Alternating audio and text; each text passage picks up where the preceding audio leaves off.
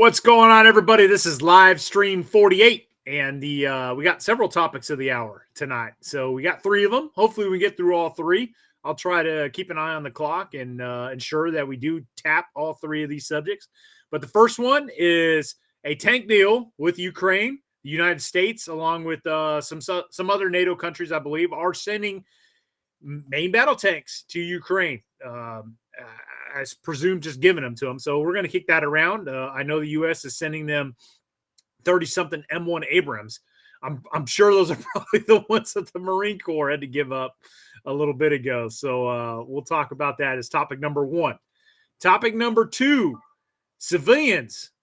Not necessarily, we're not talking from a legal standpoint, should civilians own night vision equipment, but should you, in terms of like, should you invest in that for your defense? And how necessary is that? So we're going to kick that around as topic number 2. And then third, and finally, our last topic of the night will be a top U.S. Air Force general said that war with China essentially is imminent and is probably going to happen, is likely going to happen in the next 2 years. So we'll try to get to that. That's a big topic of discussion.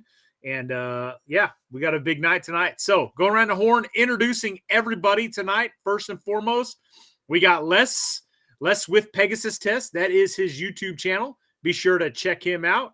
Les is a regular to the live stream. He's no stranger. You guys have seen him every freaking time. Unless it's SHOT Show or he's over in Finland. He's always here. But Les is I'm even here when I'm in Finland. That's true. Les is a veteran of the United States Marine Corps. He's a veteran of the Gulf War, and he owns his own tactical training company called Polaris Tactics and Simulations Division. He has his own logistics company. You see his T-shirt there, Polaris Worldwide. He's also the company commander of Bravo Company 1 Shepherd, based out of West Virginia. So, Les, thanks for jumping on tonight. Glad to be here, Brent. All right, next we got the man, the myth, the legend, Mike, with Small Team Supply. That is his YouTube channel. That's also his company name. Be sure to check that out. He is the creator of the AR RPK that you guys have seen in so many of my videos. And he is just a wealth of knowledge. He's a black hat instructor at the One Shepherd Leadership Institute. And very much like Bruce, he brings that excellent civilian perspective. And we're glad to have him on tonight. So, Mike, thanks for jumping on. Hey, thanks for having me. All right, next we got the good Bruce at Camp Armament. He's my right-hand man here at YouTube. Bruce is a former aircraft mechanic. He's also an armorer. He does some outstanding Cerakote work. He's got his own YouTube channel and Instagram page. Be sure to check it out, Bruce at Camp Armament. And before Mike really came around, Bruce was our only civilian represented in the stream. So we always kind of say that he brings that excellent civilian perspective. But nonetheless, Bruce, thanks for jumping on. Thanks so much. Unless I got to give me one of those polos, so hit me up after the stream. Got you covered, Bruce. All right, next we got my good buddy Chad. Chad was UA last stream. No, I'm kidding. He told us he wasn't going to be there. What is that? Corn Pop was a bad dude. You guys don't understand the reference to that? I'm sorry. You need to spin up a little bit on politics. But Chad and I are good buddies. We served together in Bravo Company, 1st Battalion, 23rd Marines. Hooking and jabbing in Helmand Province, Afghanistan, back in 2010, 2011 time frame. Chad is a United States Marine Corps veteran. He was in OIF-1. That's the initial invasion in Iraq in 2003. And then he redeployed in 2004, hooking and jabbing in the Battle of Fallujah, serving with 1st LAR. Chad is studying to get his military doctorate degree and always brings an excellent perspective to the chat. So, Chad, thanks for jumping on tonight. Wow, we just lost Chad. Hopefully he jumps back in here. I was wondering why the screen did. Okay. Last, he doesn't have his camera pulled up yet. I don't know why. But we got Jared. Jared, you there? I'm here. Can you hear me? We can hear you. We don't see you, though. Hold on. Let me see. I'm doing this from my phone again, so you might have to come back to me. All right. Well, Jared is with 2 Alpha Solutions. That is his YouTube channel. It's also his own tactical training company. I think he co-owns that with another Marine. But Jared is a U.S. Navy veteran, and he was actually my competitor at the Sear Challenge, the Grunt Proof Sear Challenge, which I might add, guys, is debuting on February 5th next week. So be sure to check that in. But Jared, thanks for jumping on tonight, man. Yeah, man, no problem. Glad to be here. All right, guys. I'm going to kick it over to Les so he can start this conversation. All right. Tanks to Ukraine. I'm of two minds. It's not a lot of tanks. It's about 30 M1 Abrams, which is a pretty badass tank. And depending on what numbers you see, depending on how many people actually give them up, there's somewhere between about 125 and 150 Leopard 2s. Also, pretty badass tank. The question is that enough to make a difference? I have seen Russian tanks and Leopards side by side. If you get a chance to go to Finland, go to the Armor Museum up in Parola, one of the flat out best armor museums you can ever go to, because you get to crawl on and go inside all the tanks. And they literally have a Leopard 2A4 right next to a T-72. So you can do a side by side comparison. And there is no doubt the Leopard is the better tank, hands down. But they're only going to have about 150 of them plus some M1s. Is that enough of a difference to make a difference, as another YouTuber would say?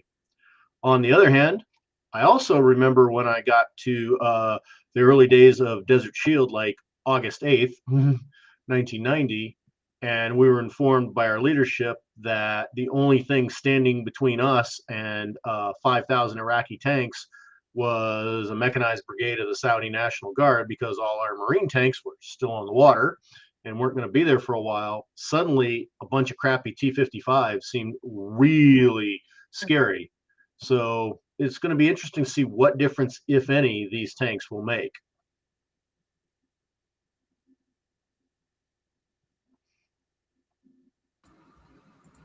Yeah, I'm of the same mind of Les. I mean, it's a handful of tanks, going to be presumably piloted by guys that it's their first introduction to this type of tank. I'm sure we're going to send over visors and things of that nature. But all the same, on this platform, they're going to be amateur compared to guys that train regularly years on this equipment. So to be brought to bear to its full capabilities, capacities, probably not initially, but maybe as it gets rolling, so to speak. That'll be the case. The other thing, I saw a pretty interesting meme about the armorers and tank repair guys, about all the different categories of tanks that they're going to have to service parts for, understand how to operate and maintain, and it could cause issues with actually keeping these tanks in the field running.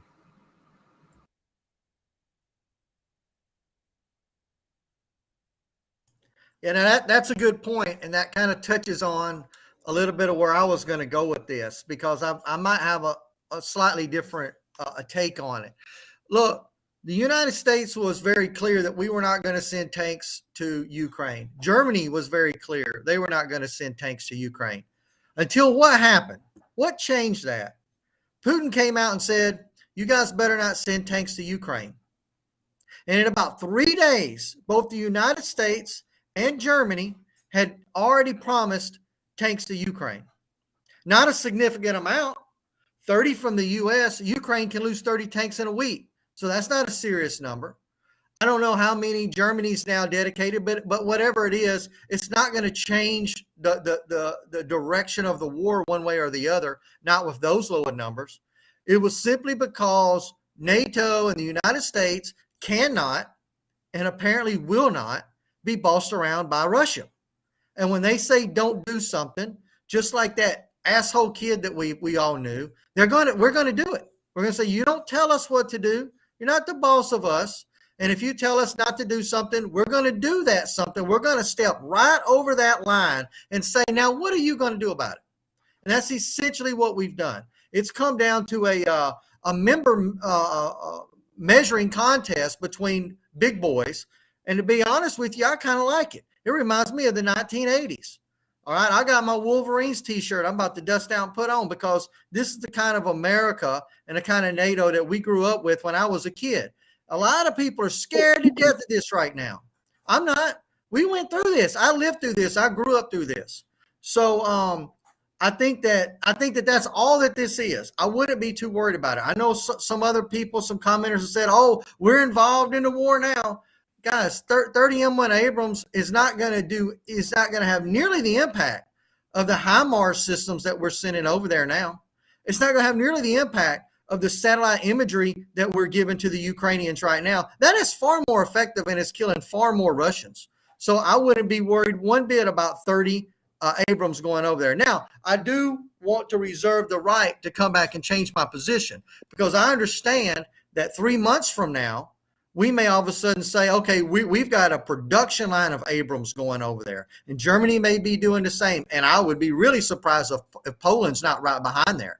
So should that happen, and should numbers start going over there that actually change the course of the war, well, I will change my position. But as of right now, 30 tanks coming from the U.S., a few dozen tanks coming from Germany is not going to be enough to change the direction of the war. That's my position.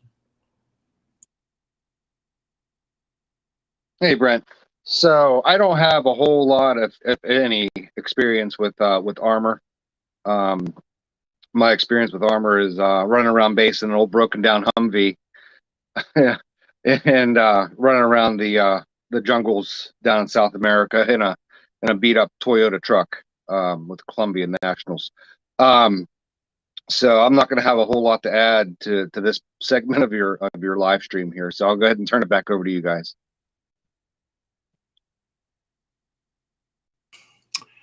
All right. So do I think we should give tanks to Ukraine? Sure. But in the end, I don't think it's going to make a difference. Russian strategy right now isn't really armored centric right now. And, that's subject to change. But right now, they're just shelling the hell out of the East. Mike brought up a good point about keeping tanks operational. The Abrams gets about a mile to a gallon of gas. So how are we going to supply them with gas and rounds? I don't think it's going to change much of what's going on over there. Again, I'm not saying it's a bad idea. Let me be clear. I just don't think it's going to have an impact.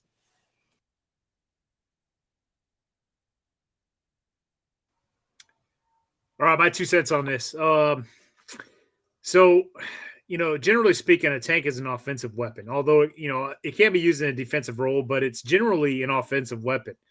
And, I know you guys are saying 30 tanks isn't, big, but it depends on what we're talking about here. Like, this isn't a massive, like, World War II style conflict here. This is, a relatively small country. But I think it's interesting to note that, they're getting these tanks from not just us, but other NATO nations.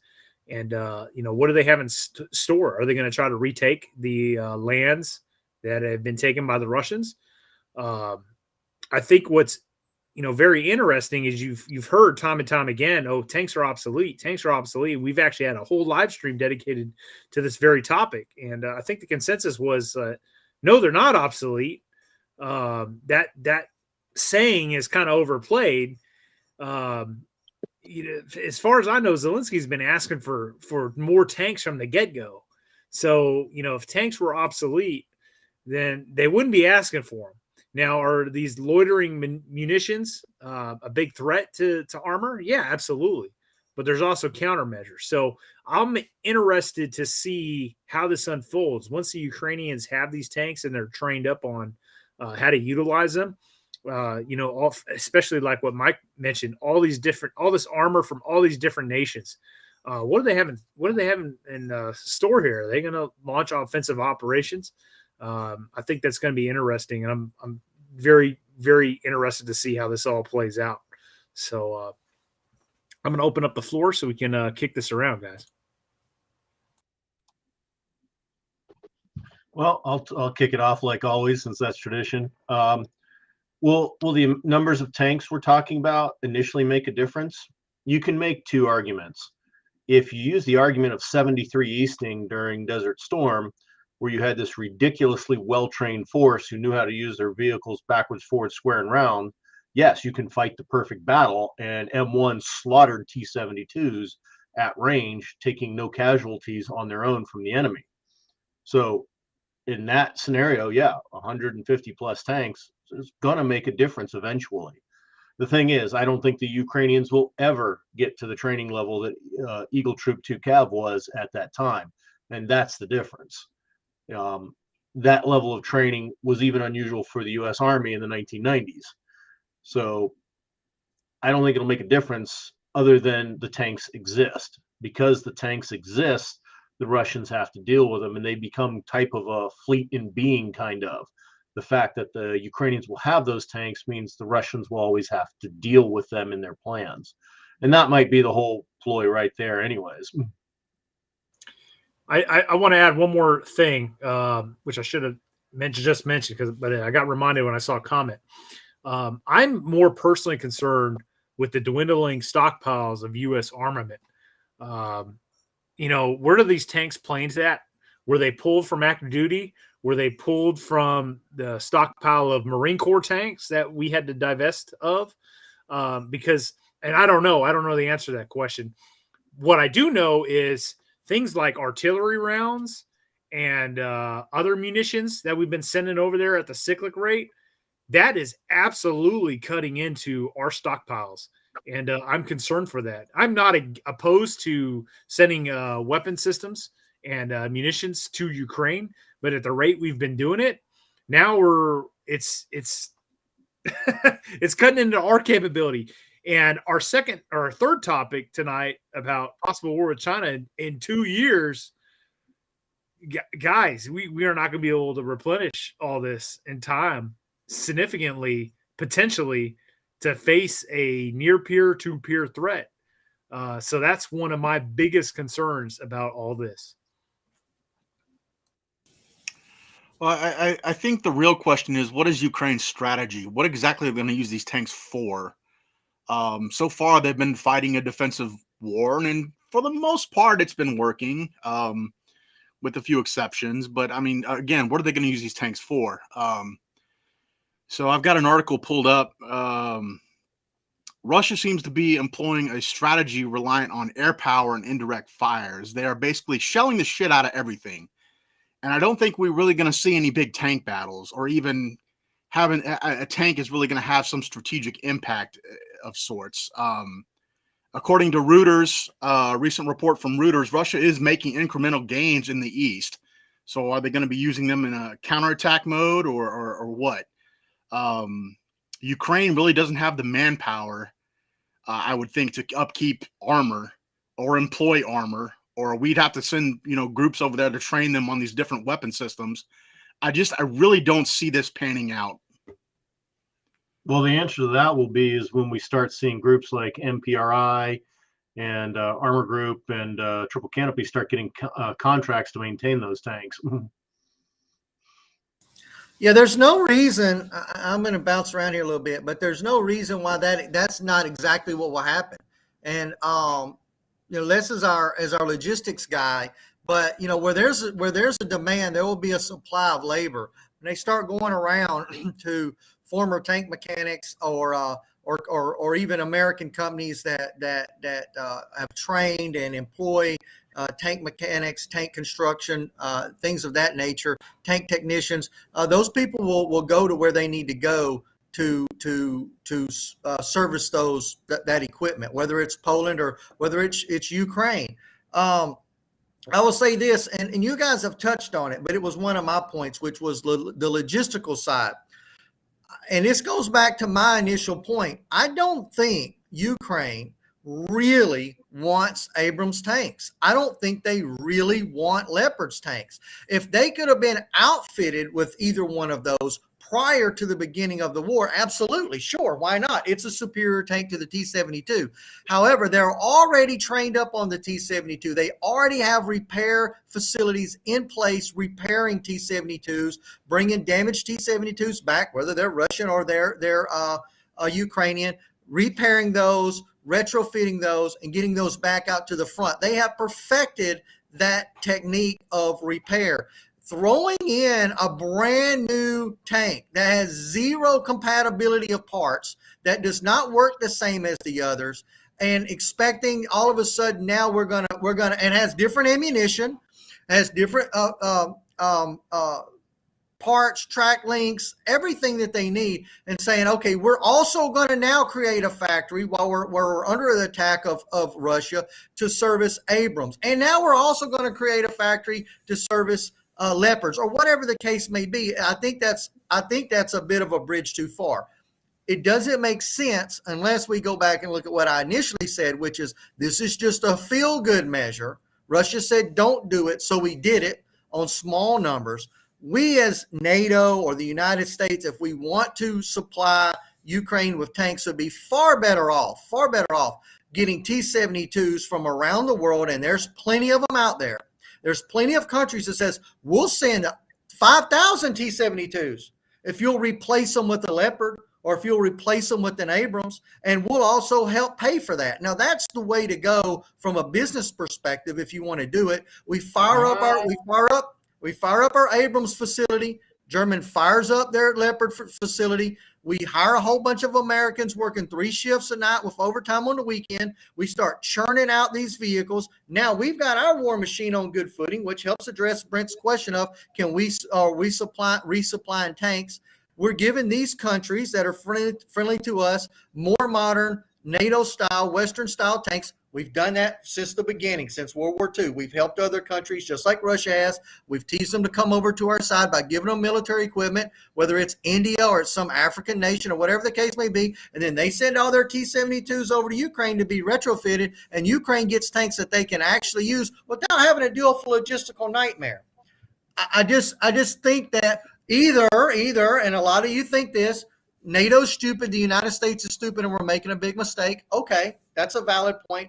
Or we're playing chess and they're playing checkers, and we could be doing this a better way that helps everyone and helps Ukraine in a better way without giving them the logistical nightmare of having an Abrams or having a Leopard. Yes, I believe the Abrams and the Leopard is a superior tank. It is. But how much superior is it?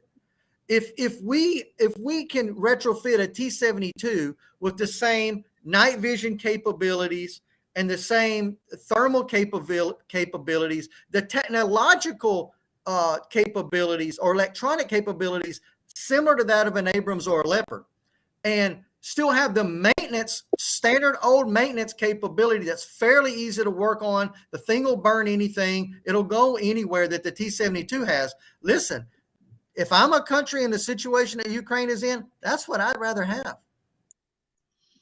I'm going to debate you a little bit there, Bruce, for 2 reasons. One, look at the Second World War. Look at the British Empire, or what was left of it when the war was over. In 1945, all the tanks they had were completely different than the ones they had in 1939. They brought in completely different things that had no backwards compatibility. So that is a surmountable obstacle, especially when you have Western powers supplying your logistics train. You can overcome that. Training actually becomes the bigger issue. The second point there is of the people who have T-72s that could give us the ones that we could give to Ukraine. Do we want them having Leopard 2s and M1s? You know, so that's a double-edged sword. You might not want to give whoever's got extra T-72s a better tank, you know, because right now, who has extra T-72s? Let's go down that list of countries. You know, a lot of former Soviet republics. No, we don't want them having better tanks. You know, we don't want some African tin pot dictators having better tanks. So better off to leave those alone. Most of your European Soviet models that were in the Eastern Bloc of the new NATO members, they probably have already given them over, to be honest. You know, so that might be a dwindling supply. Well, that was something I brought up on the last stream. You know, I'm sure of all the stuff that we're sending to Ukraine with the Ukrainian corruption, there's also a small percentage being diverted by somebody going directly to China. So again, like, I'm concerned with not that I'm not against sending weapons and arms and munitions to Ukraine, but I don't feel like they should be getting our latest and greatest shit, right? Because I know some of this is going to China. And if they're getting fucking M1 Abrams, well, now they're figuring out what kind of armor's on there, right? If they don't already know. And when you know that, now you get to design anti-tank weapons specifically designed to counter that particular tank. Okay. And the same is true with like the Javelin. Okay. So it's like they get their hands on Javelins, whether they were captured by the Russians in battle or if, you know, some corrupt Ukrainian officer is diverting some to freaking Xi Jinping. They're now looking at these missiles and it's like, oh, this is how they work. Let's develop this countermeasure to this Javelin weapon system. And then my question is here, what did we send them? Are we sending them our old shit? Because we've had Javelin since the initial invasion of Iraq in 2003, right?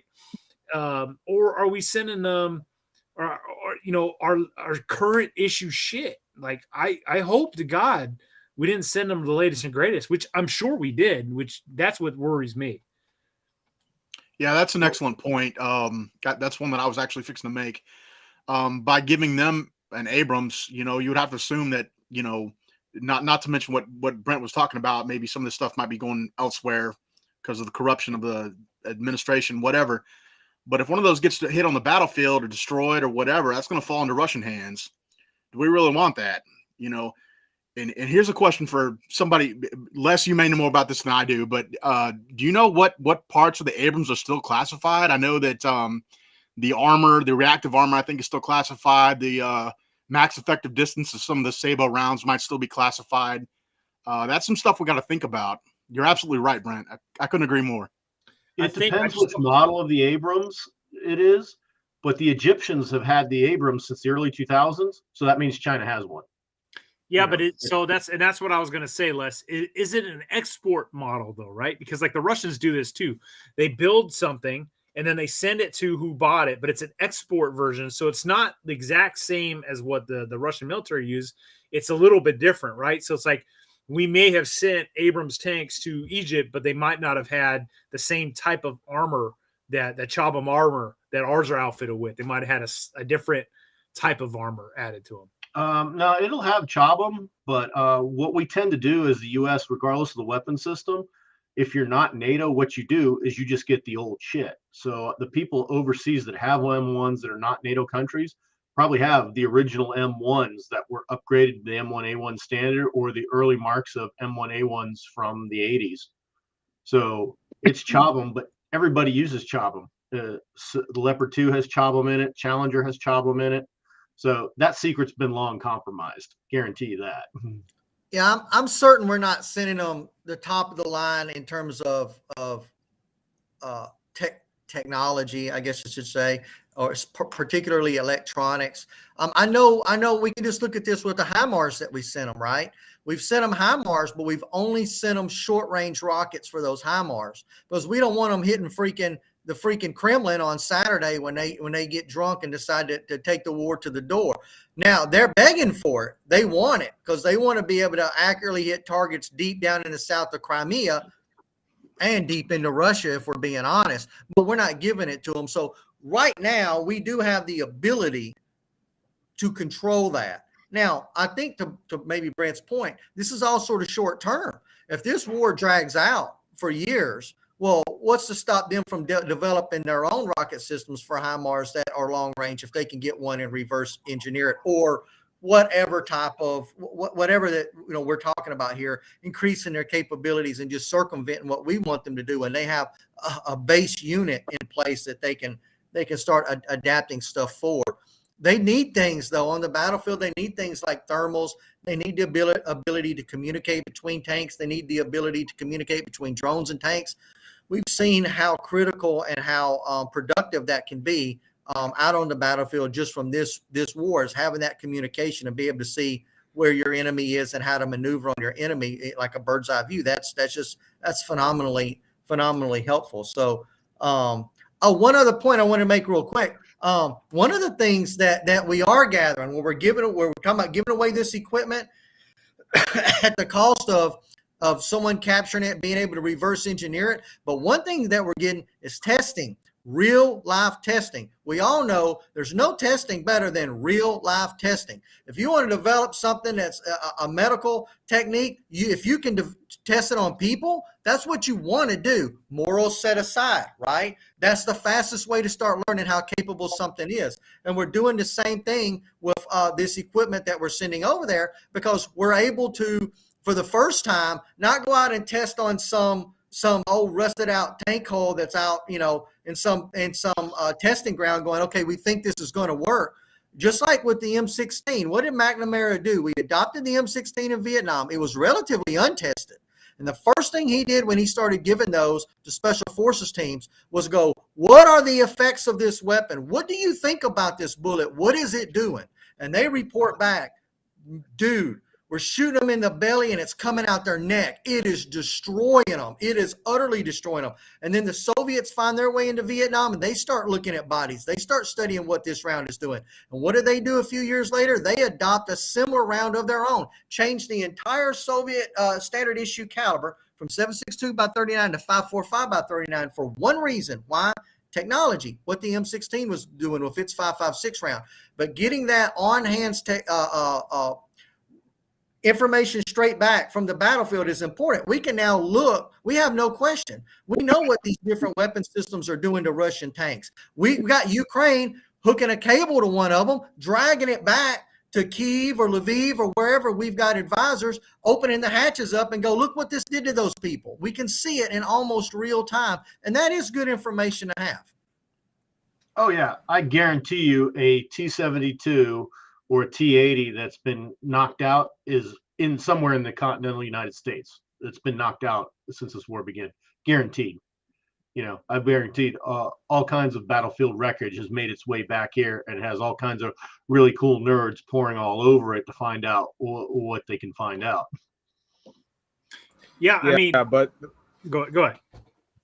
Yeah, but the thing of it is that information, it's not just for the state's eyes only. It's the whole world. I guarantee China's looking at their own equipment right now and saying, do we got junky Russian tech in our military equipment? The answer is yes. They're looking to get rid of that stuff right now.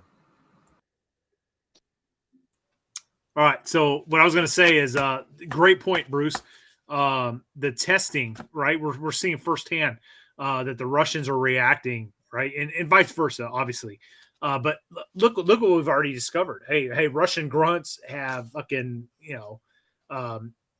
PEC laser detectors on their Kevlars right now or something. Some of them do, at least. Like, these are popping up. Like, oh, well, we didn't know they had those.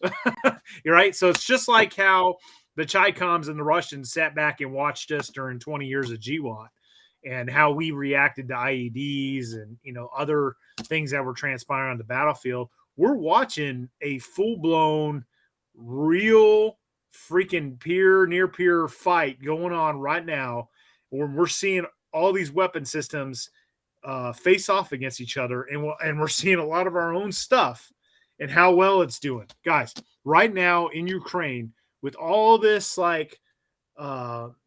hooping and hollering over drones, you know what's the most effective in Ukraine right now? The same thing that's been effective for hundreds of years: artillery. Artillery is still the king of battle, whether that's cannon artillery and rocket artillery. It is still decimating both sides of this conflict. No, well said, Brent. Being shelled is a scary thing, man. And like the old saying goes, tanks conquer, infantry occupies, artillery kills. It hasn't changed. It's been that way since each of those mechanisms stomped onto the battlefield. The amount of tanks we're talking about aren't going to change anything, but I bet you what it really changes is how the Russians look at every battle, because I'm sure when the Sky News report goes out that at the Battle of somewhere Ukrainian forces are moving their Leopards in, the Russians will react accordingly to that because they have to. They have to think those Leopards will be there, and they have to adjust for it accordingly. I wouldn't doubt that. I think we know that the opposite has happened. We know that Ukraine is adjusting their fire based on information coming out of Russian movement. I mean, that's clear. Some dude sends a picture of him standing in front of some city square statue to his girlfriend, and then all of a sudden, 8 hours later, that city square is getting shelled by HIMARS. How did they know that, right? What's going on there, right? Like, he's giving away that information, and where Ukraine's adjusting their fire to that. So that no doubt Russia would like to do that too, and no doubt that they will be doing that on some part. I think I saw a thing where we were talking about the repair facilities for the Ukrainian tanks. And I actually saw this show. I saw this show where they went into the repair facility. They sort of toured it. They were showing how they were up armoring some of the T-72s. They were repairing some BMPs and whatnot. Man, a few weeks later, that place got shelled. Gee, I wonder how they knew exactly where that was. I think both sides are learning, and particularly Russia, though, is that, putting a cell phone in everybody's hand and letting them get on TikTok with the girlfriend from the front, that's probably not the best idea.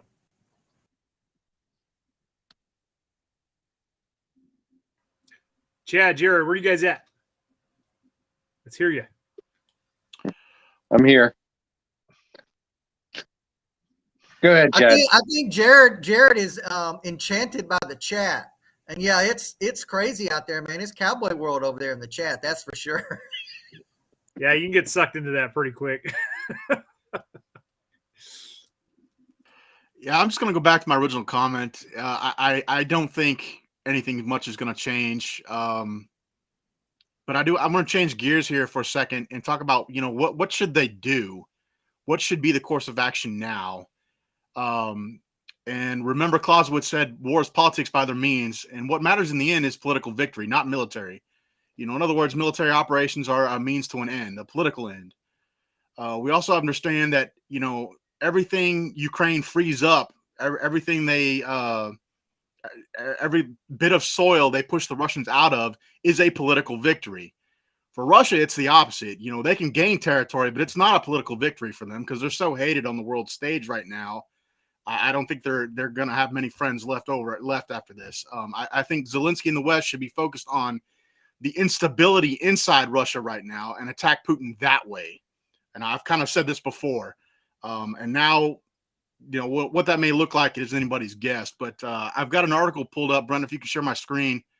There are protests still going on inside Russia. This is an article from just a few days ago. And, the state is trying to squash them. But squashing them isn't making the Kremlin look good. And now we have Russian women standing up in a protest to protest men being conscripted. There's a new movement gaining ground in Russia called the Council of Mothers and Wives, and that movement is highly critical of Putin and basically claiming that he's hiding from them. He hasn't confronted them or spoken with them or had any talks or anything. So I put it to you, how does it look when police are seen on TV manhandling female protesters? I really think we're seeing the beginning of the end of Putin right now. Today, they're reporting that Putin threatened Boris Johnson with a missile strike. Kind of sounds desperate, doesn't it? Yeah, Chad, I saw that article also, and I do want to, it makes me want to pose a question to you and some of you other guys too, of course, but Chad, this is right up your stream. What does victory for Russia look like? So we saw Russia initially attack Ukraine. They started out by saying, hey, this is just a military operation. So, or just a training operation. We're not actually going to attack Ukraine, even though everybody knew that they were. So they were trying to use an element of surprise. They moved down to Kiev. They had expected the Ukrainians to welcome them as liberators. Thank you so much for making us Russian. Yay. And that didn't happen. And they got pushed completely out of Kiev, all the way back up into Belarus and up into Russia. And so then they took their forces and they focused them on the east, roughly, in the areas where Russian separatists had already taken the ground and had already been holding the ground in the war from before. They tried launching offensive operations out of there. And from what I can tell, they've got right now, as of today, a net loss of ground that is being held from what the Russian separatists had prior to the invasion. So a net loss. So their initial plan, I think we can all agree, of their 3-month plan of of taking over Kyiv and forcing Ukraine to concede a bunch of territory and locate their government. That didn't work. That hasn't worked. So I ask you, Chad, what does victory moving forward look like for Russia? What will they take now? Do they know? Do they still want half of Ukraine? And they can't. And Putin, I sympathize with him in this respect. He also can't just say we're out, because then he looks like he couldn't beat a little freaking third world. I shouldn't say third world, but a small country like Ukraine and give NATO yet another victory after NATO just added 2 new countries to NATO, which was this exact point of getting into this whole war. If you listen to a lot of people. So how does he get out of this, maintain power, and maintain some level of respect for Russia as a country in the world? Well, he's got to be given an out, first of all. I think we've had this discussion before, but the answer to your question directly is it really depends on their objectives. What does Ukraine have that Russia wants? The major exports of Ukraine is food. So who knows what they really want? We aren't really sure what that is. Only the Kremlin really knows what that is. The difference between the two, though, is I think extremely important. Russia has to win. Ukraine doesn't have to win. They just have to not lose.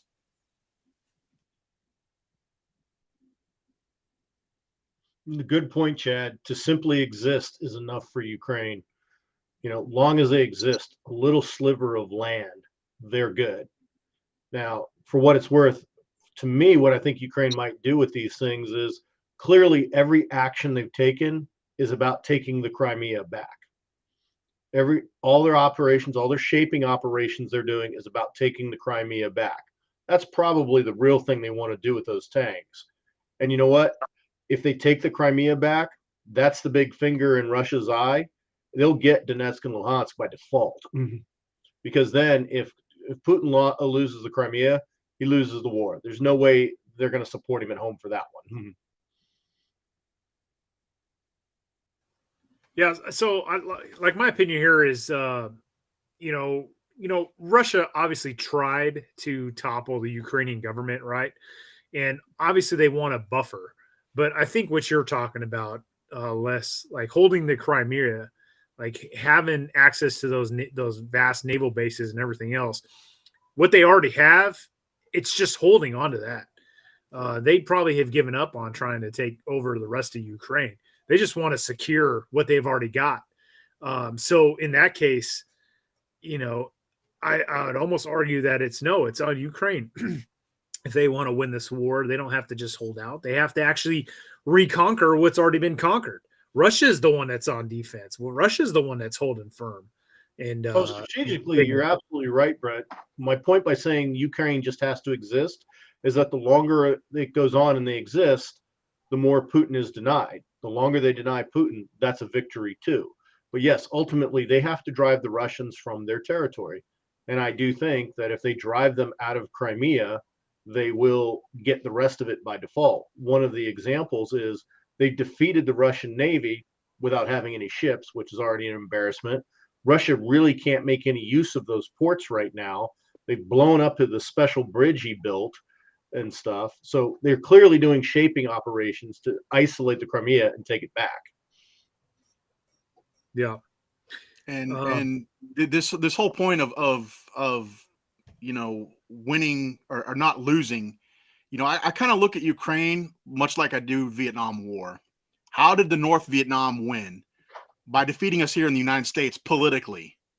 I think Putin is that type of guy who will keep throwing shit in Ukraine until he's removed from power. It's all about saving face. That's already been mentioned on this stream already. It's all about saving face for him. I think it's high time we get the Russian people involved in this. They're already pretty much involved by protesting, but hey, we got propaganda, we got covert electronic warfare, whatever we need to do, let's do it. Bruce, Chad, let me Russian moms, such a good point. This is how Russia lost Afghanistan. Russia doesn't have a problem sending troops to any country and watching them get chewed up into a meat grinder. We know this from World War II. They're completely capable of doing it. Life is not that valuable in Russia to Russian leadership.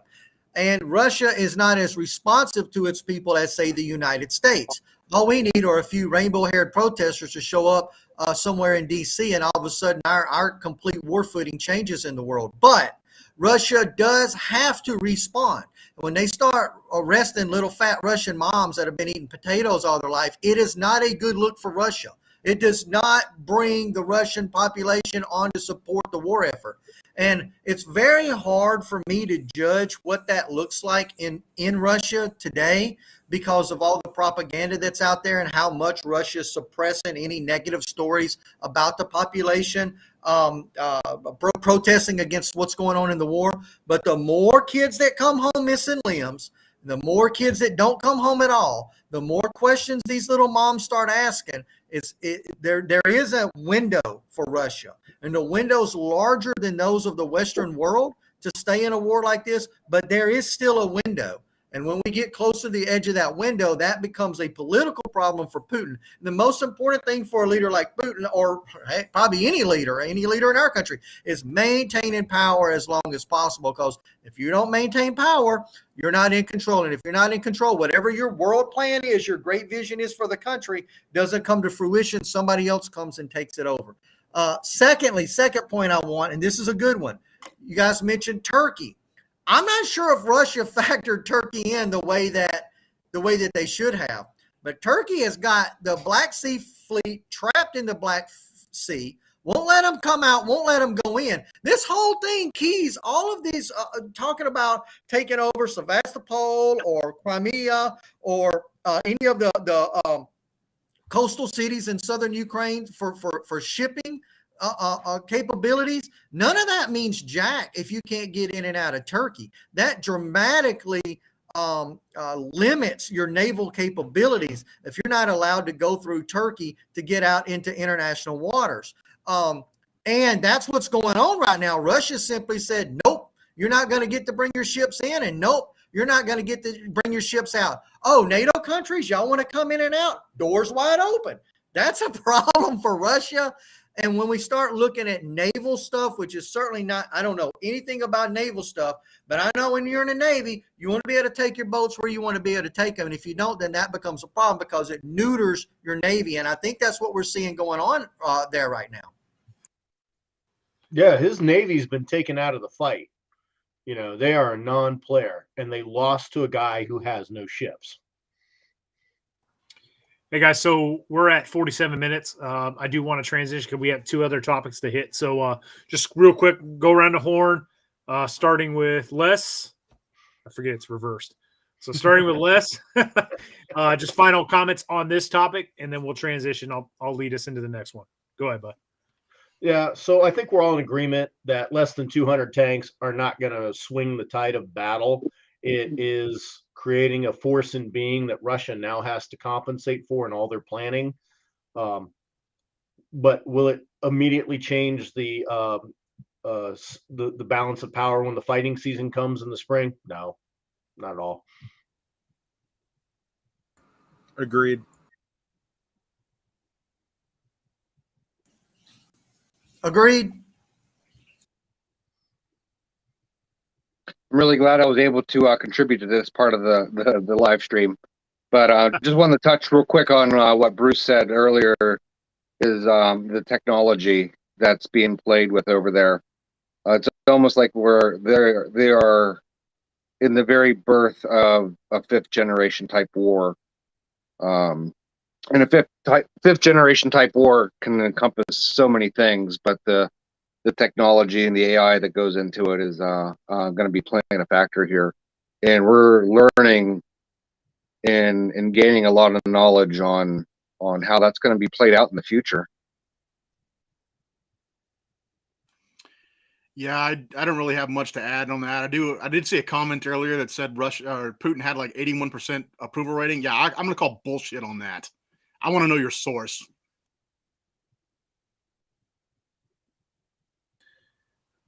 All right. So very lively conversation. Thanks for Les for coming up with this topic number one for tonight. So my concern, again, I'm not opposed to arming the Ukrainians. but my concern is depleting U.S. stockpiles and sending our best and greatest equipment over there only to fall into the hands of potential adversaries to be reverse engineered or come up with some counters to those. So when our guys hit boots on the ground, hooking and jabbing in combat, the enemy's already got countermeasures to our latest and greatest equipment. So that's my biggest concern.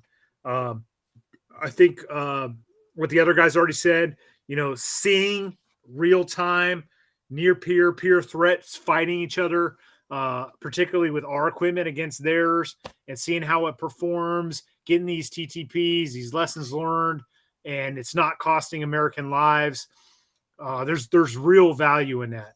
And one of the conversations that we're going to have tonight is a potential war with China.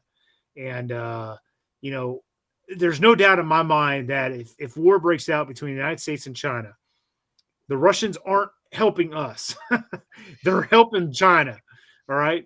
The Russians right now are gainfully employed in Ukraine. They are balls deep in that effort.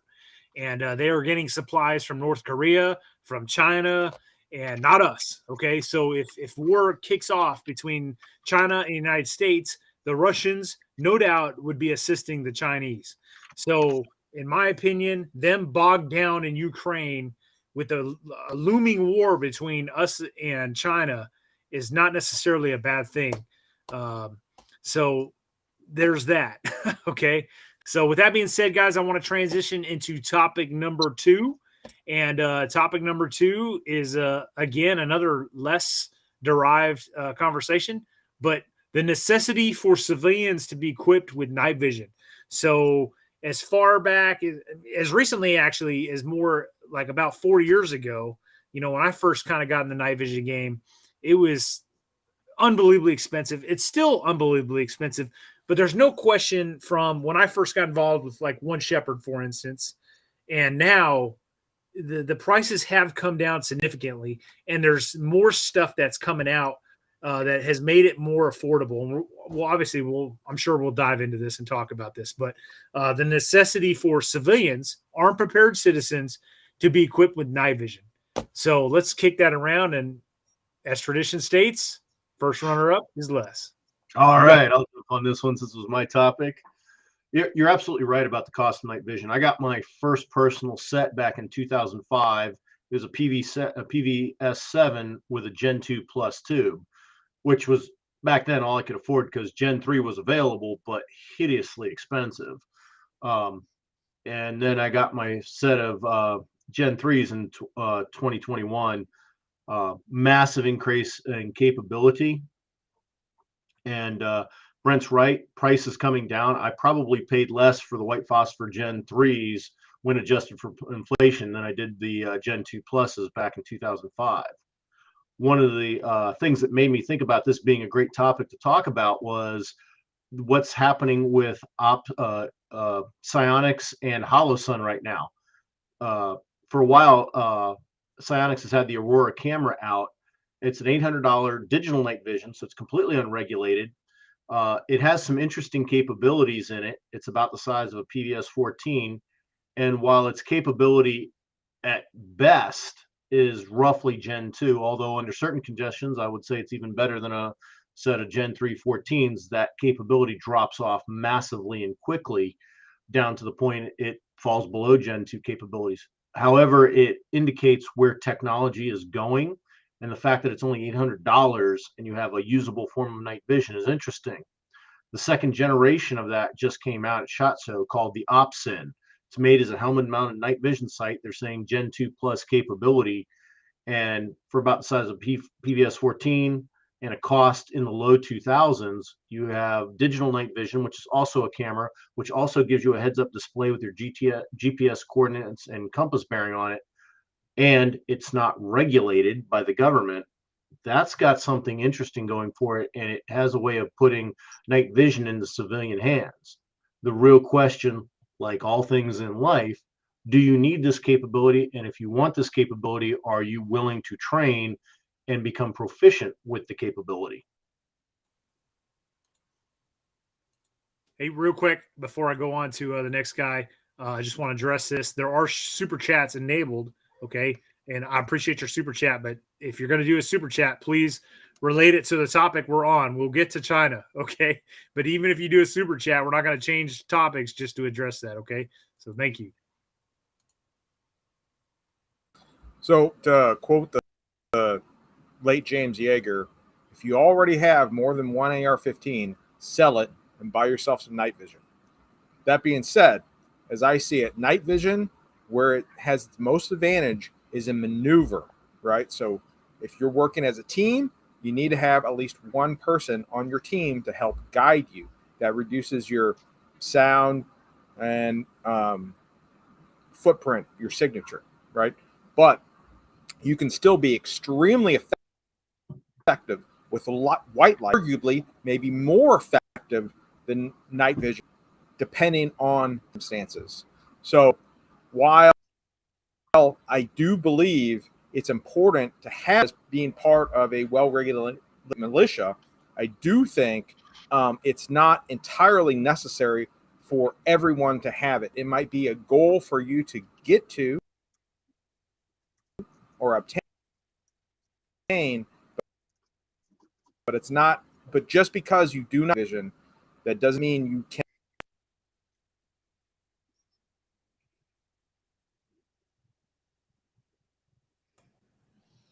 Well said, Klein. Well said. I don't disagree with that at all. I mean, I can just tell you some personal experience.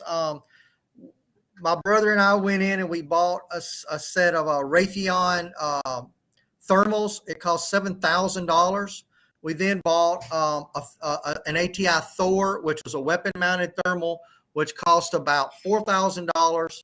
Now you can start getting good thermals for around maybe $2,500. Now I know these are big numbers for a lot of you guys, but to Klein's point, if you've got 3 AR-15s, 3 handguns, and a couple of shotguns in the closet, you might be better served by having 1 AR-15, 1 handgun, and a set of night vision of some sort, whether it's thermal or a Starlight type night vision. I've got a set of PVS 14s that fell off a truck. I think I paid $2,000 for them. But here's the thing. Yeah, Jason, I got you, brother. Most of you have 1 AR, dude. Let me ask you something. Do you have a good pair of boots? Because that's the number one thing that you need is a good pair of boots more than anything. So you have to prioritize your gear, and you have to decide what's most important to you, that you're getting the most juice for the squeeze out of versus what you're not. But if you've got your standard kit already set up and you've been training with it, and you're thinking about what's your next purchase, then maybe save up for something like some night vision of some sort. But you got to understand that this is not a game changer. Now, we used it out at One Shepherd. I brought the thermal Thor out, took it out on a mission at One Shepherd, a simulated mission, and it came in handy. It helped us locate a target that we were looking for at night prior to us being able to see it without night vision and without thermal capabilities. Would we have still found that target? Yeah, probably. Would it have taken us an extra 10 or 15 minutes? Maybe. But we would have probably found it. But it helped us find it a little bit sooner and helped us monitor it a little bit sooner. But you're carrying extra weight. You've got electronics and batteries to deal with, cold temperature, wet temperature, all this stuff. And the person who's carrying it is essentially blind. You lose your night vision as soon as you put that on. And even if it's just one tube, like a scope, a thermal scope would be, that eye is trying to dilate because it's looking at a television screen that's bright, while the other one is looking into the darkness, and you get a headache in no time flat. And it's not as effective as you would think it would be. And it's a pain in the butt to use. I bought that thermal. We use those thermals for hog hunting a lot. And it's great because you can look out an open field, and the moment that you see an animal, or we could say a person moving across that field, you can see it, and you can identify most likely what it is. Is it 2-legged? Is it 4-legged? Is it a big cow, the way cows move? Is it move the way a pig moves? Whatever. When you're looking across open fields, it's great. But we also know from One Shepherd, when you get inside heavily wooded areas, it's less effective, far less effective. And we're not just talking thermals, but we're also talking night vision, because all it takes is something, a leaf, a tree, whatever, to be in place of your view and you can't see it. And there's counters to that. Brent and I one night had guys using night vision against our unit who had none. And we broke out strobes on our flashlights and completely negated their night vision. They had to shut it down and continue the mission without it, because we had completely blinded that night vision and confused that night vision with the strobes. So all I'm saying here, guys, is that it can be a benefit, but it's not without its limitations, and you must understand its limitations. Don't think you're going to save up all your money and get a set of night vision and that it's going to be a game changer. It's probably not on an individual infantryman's perspective. It's just another tool that can maybe help you gain an advantage out on the battlefield.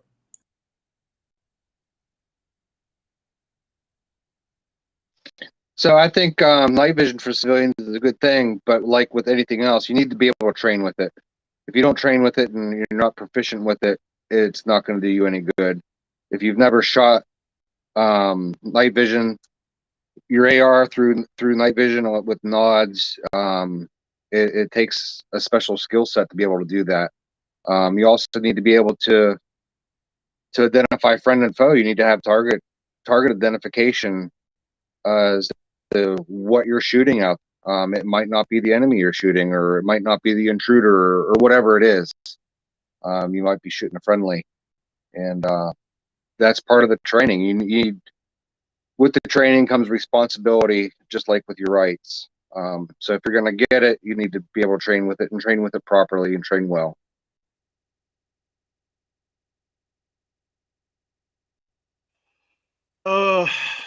Jesus, that's the problem with going last, is everybody's already said everything. I don't really have a lot more to contribute. I'm definitely not against civilians owning night vision. They're just too damn expensive for a destitute college student like me to purchase. So I think Mike made an excellent point. It should be something to strive for, and Bruce is right. They do have limitations.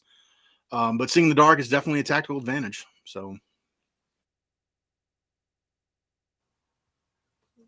All right, so here's my 2 cents. So Bruce and I, very first One Shepherd experience. He already brought this up.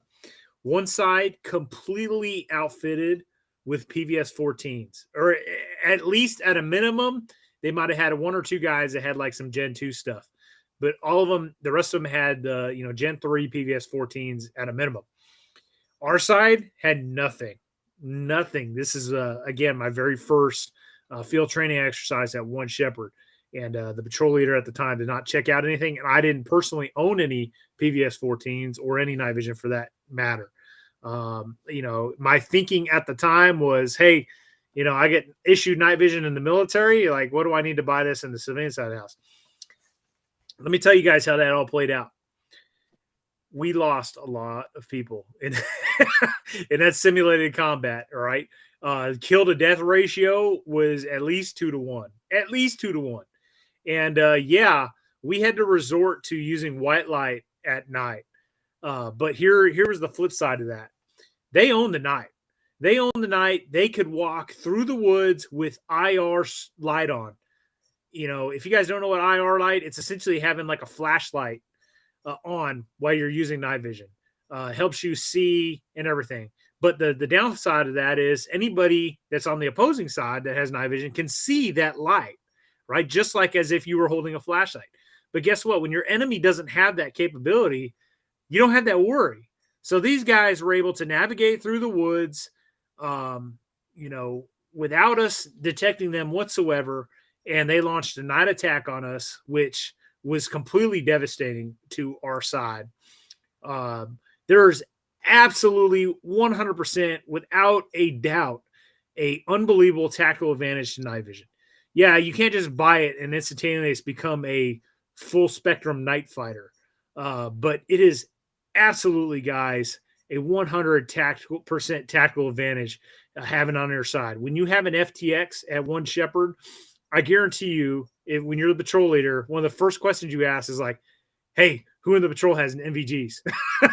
And you get a tally of like who has night fighting capabilities in that regards.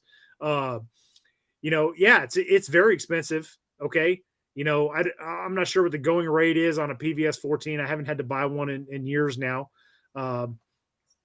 20, somebody help me out here, but what, $2,000, $2,500 maybe, for just like entry rate PVS 14. Yeah, about that, Brent. Okay. So then the question is, okay, well, do I need an IR laser? Maybe. I don't know. You can also get an MRO and passively aim. And I'm telling you guys, with most optics today, most of them have a night vision setting that you can passively aim with, kind of negating that need for an IR laser. Like the more I passively, the more I shoot with night vision and passively aim, the more I enjoy using it more than using an IR laser. An IR laser for me has become more of a CQB, just close quarters, less than 100 yards out, means of engagement. So my advice to you guys as armed prepared citizens is, 2,000, 2,500. Yeah, that sounds like a lot on its face, but cell phones nowadays are like fucking, $500 to $1,000+ And I know plenty of people that spend well over $1,000 on their damn cell phone. Where do you put your priorities? I don't know if you guys can see this, but I have a Galaxy S8. This thing I know is old and outdated and obsolete. And I will continue to use this piece of shit until it freaking stops working on me. All right. That's just because my priorities are not with my cell phone. My priorities are with my gear in training. So that's my 2 cents. And hold on. Bruce says, how do you watch porn on that? So he sent a private message. I'm throwing him under the bus right now. And the question is valid. And the answer to that is I can very well do that with my old phone. Thank you very much.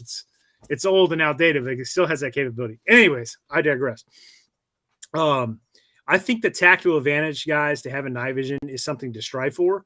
And in hindsight, two to 2,500. Yeah, that sounds like a lot, but I guarantee you guys, if you save up, or if you're in a pinch, doing what some of these other guys are saying, do you have more than one AR? Do you have more than one pistol?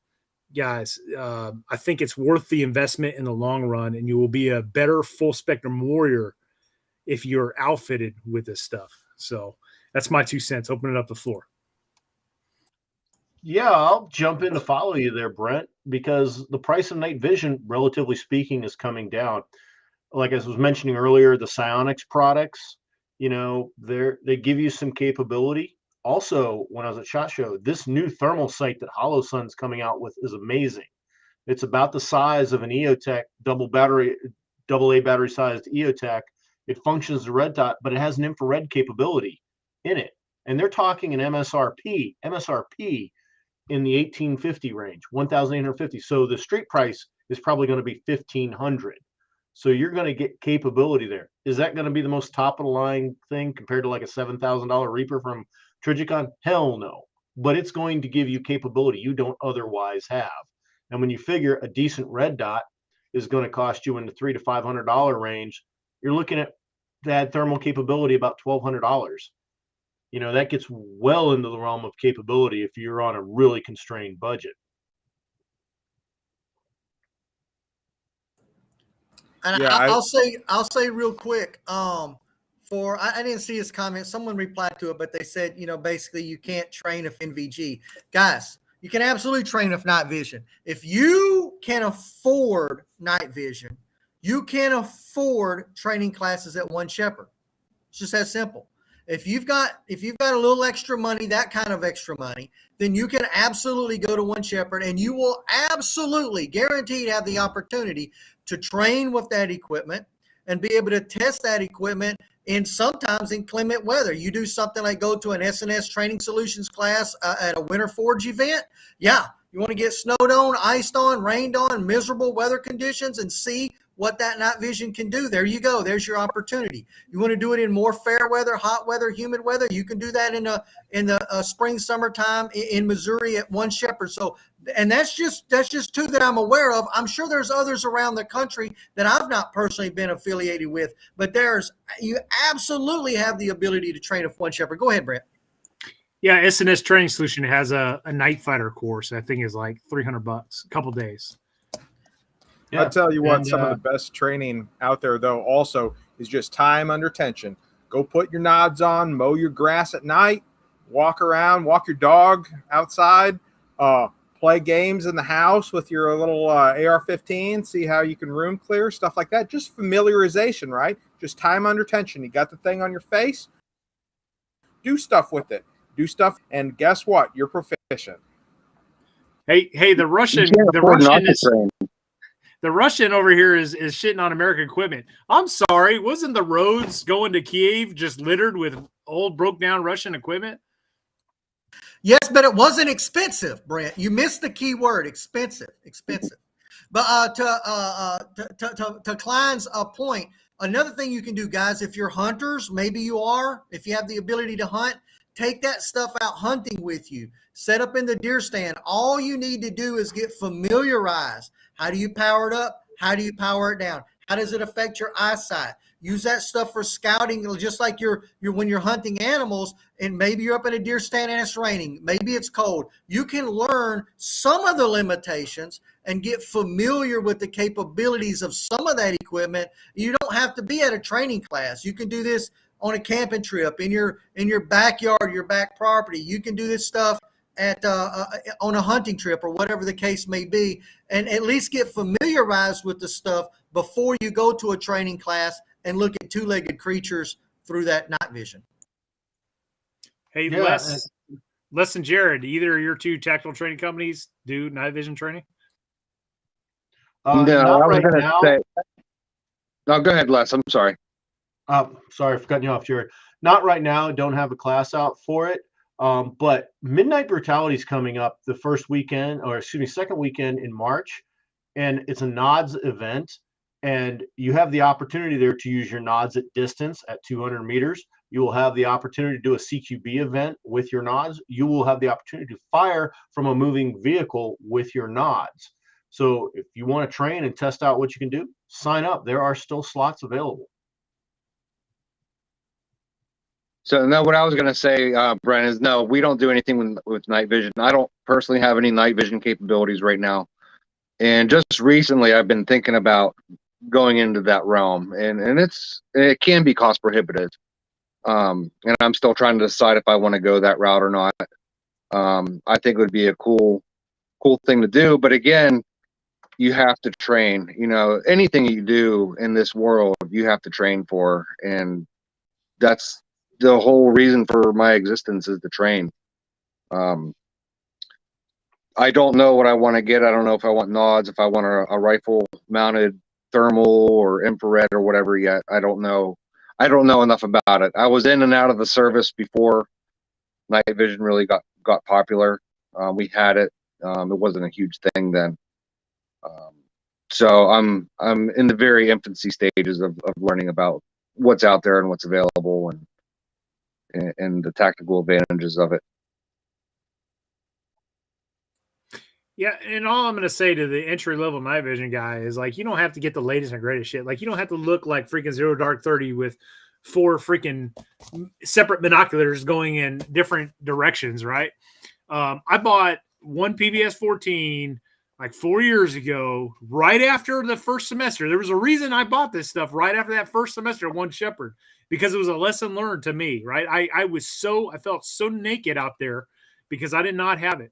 I bought a PVS 14 from a Steiner IL2 laser. Same one I still use 4 years later. I have not upgraded anything. It still runs just as good today as it did back then. Another thing I'm going to say is I just bought some PEC 15 clone from, I think, China. It was like Hong Kong or something. I can't remember the name of it. I'm sure somebody else will throw it out there. It's a full power freaking IR laser. And it's labeled airsoft use only, but it's a full power freaking IR laser. But it's not regulated for whatever reason.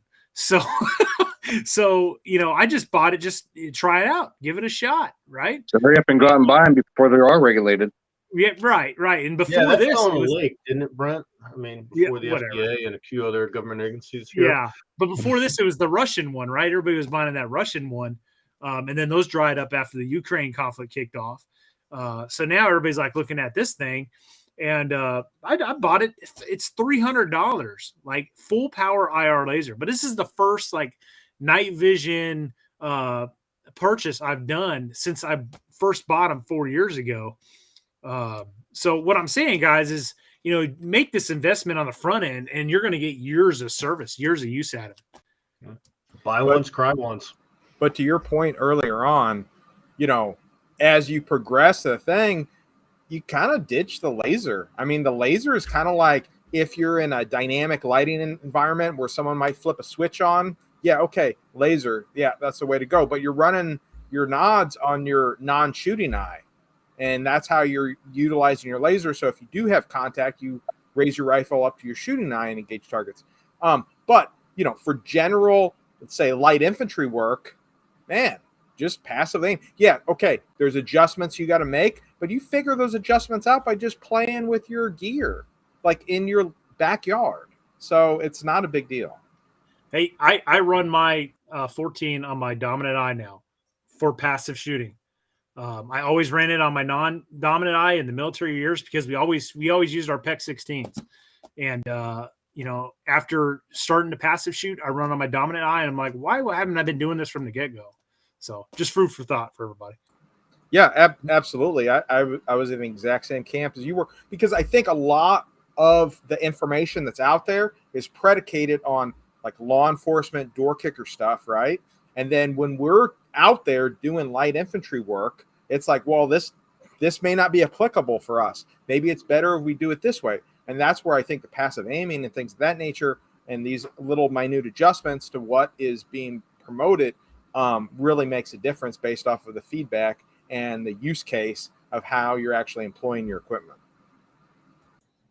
Yeah, guys, don't make the mistake of going, hey, I'm gonna buy this piece of equipment, whatever it may be, night vision or whatever, firearm. We've talked about this, boots for that matter, and then realizing that they've been sitting in the closet for 2 years and you haven't touched them, and you're sleeping easy thinking that you're ready to go. Owning the equipment is only one tiny small part of it, like 10%. Training on the equipment is the other 90%. If you're not getting training on it, getting familiar with it, it's not doing you any good at all. And I know one of the guys commented, he said something to the effect of, hey, I got a child support payment, I got a truck payment I got to make. Yeah, brother, you got to make those first. Like if you've got a pair of boots and you've got 3 mags and you've got a rifle, okay, you know what? You got your bases covered. If that's what you can afford, that's what you can afford. And you got to take care of your family first.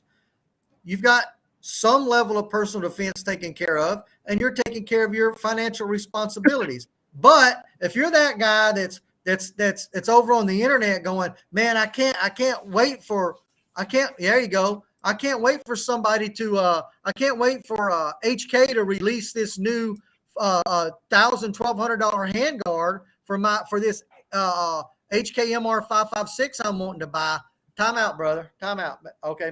Maybe you're the guy that could benefit from some form of night vision capability. If you've got that kind of money sitting around and you're looking for something to buy, instead of buying a 3rd, 4th, 5th, or in my case, 50th rifle, maybe buy some night vision to go on a single rifle that you got, whatever you consider your primary to be. So it's key. I don't want to for you guys that are just getting into the game or maybe financially limited to think that we're talking down to you and you must have night vision in order to be effective. That's not necessarily true. We can simply look at the conflict in Ukraine. Most of those soldiers on both sides don't have that capability. Most of them don't.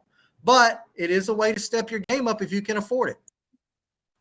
I've been waiting. I've been waiting for this comment. I've been waiting for it. Okay. Guys, when did Vietnam fall?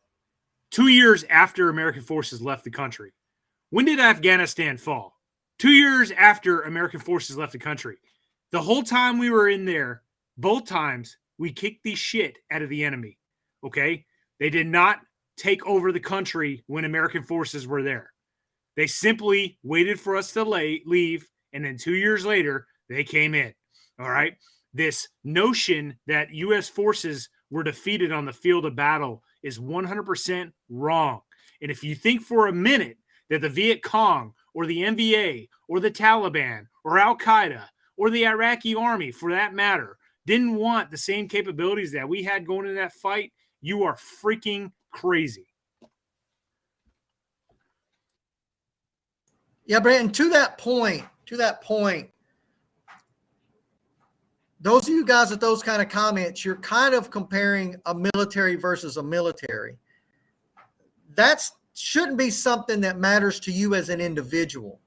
If we look at individual versus individual kills, the United States absolutely rolled the Taliban.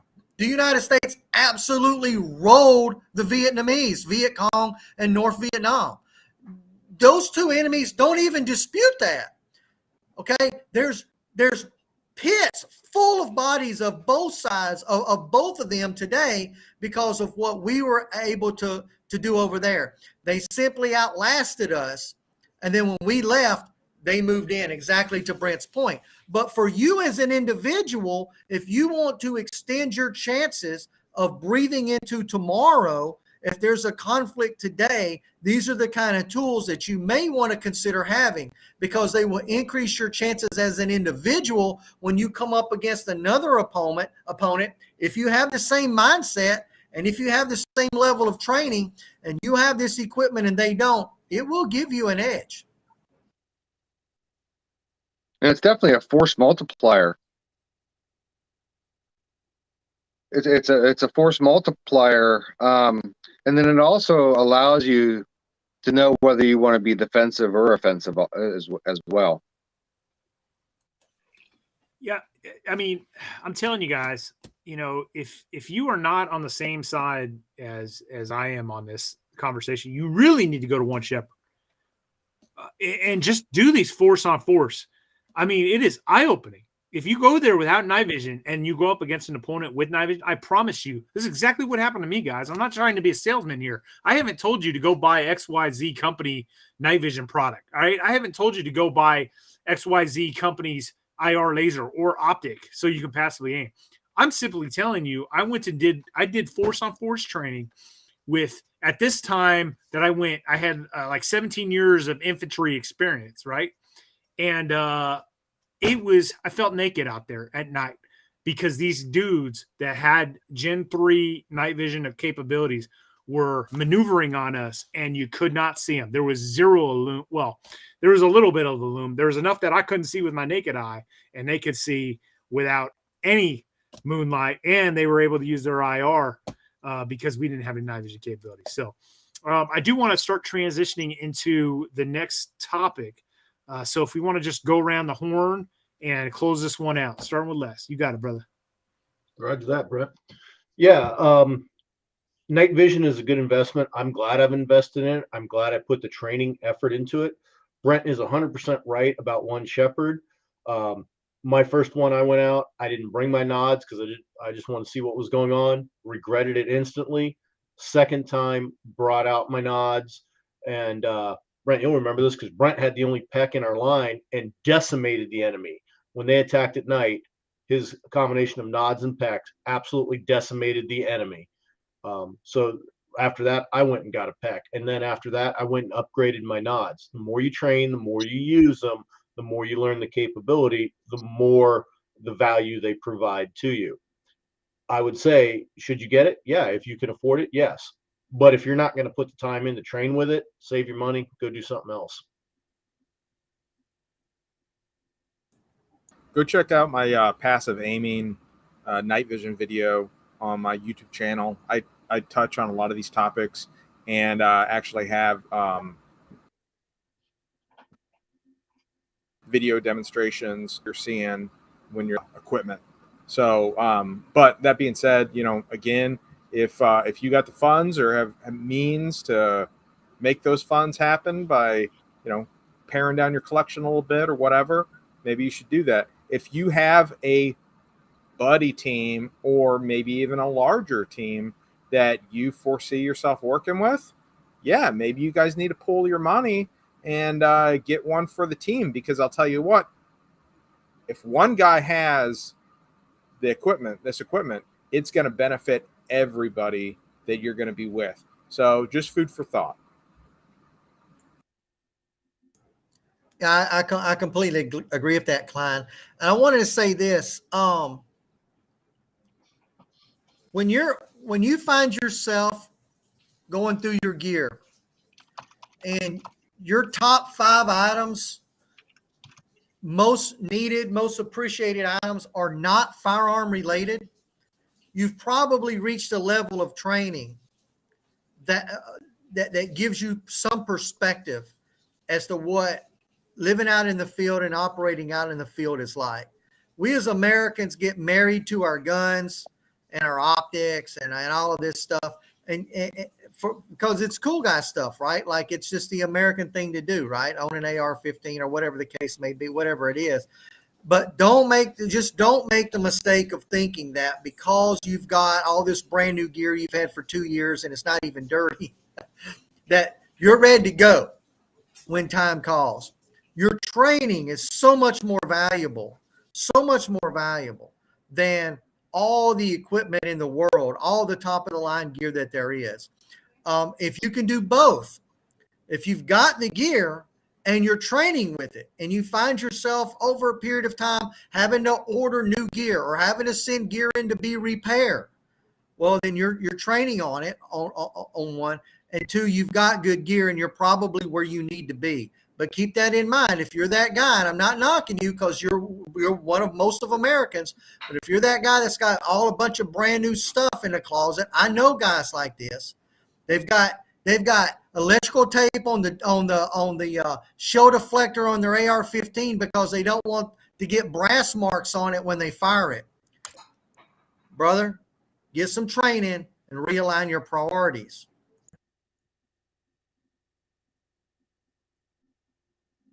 Again, it all goes down to the training.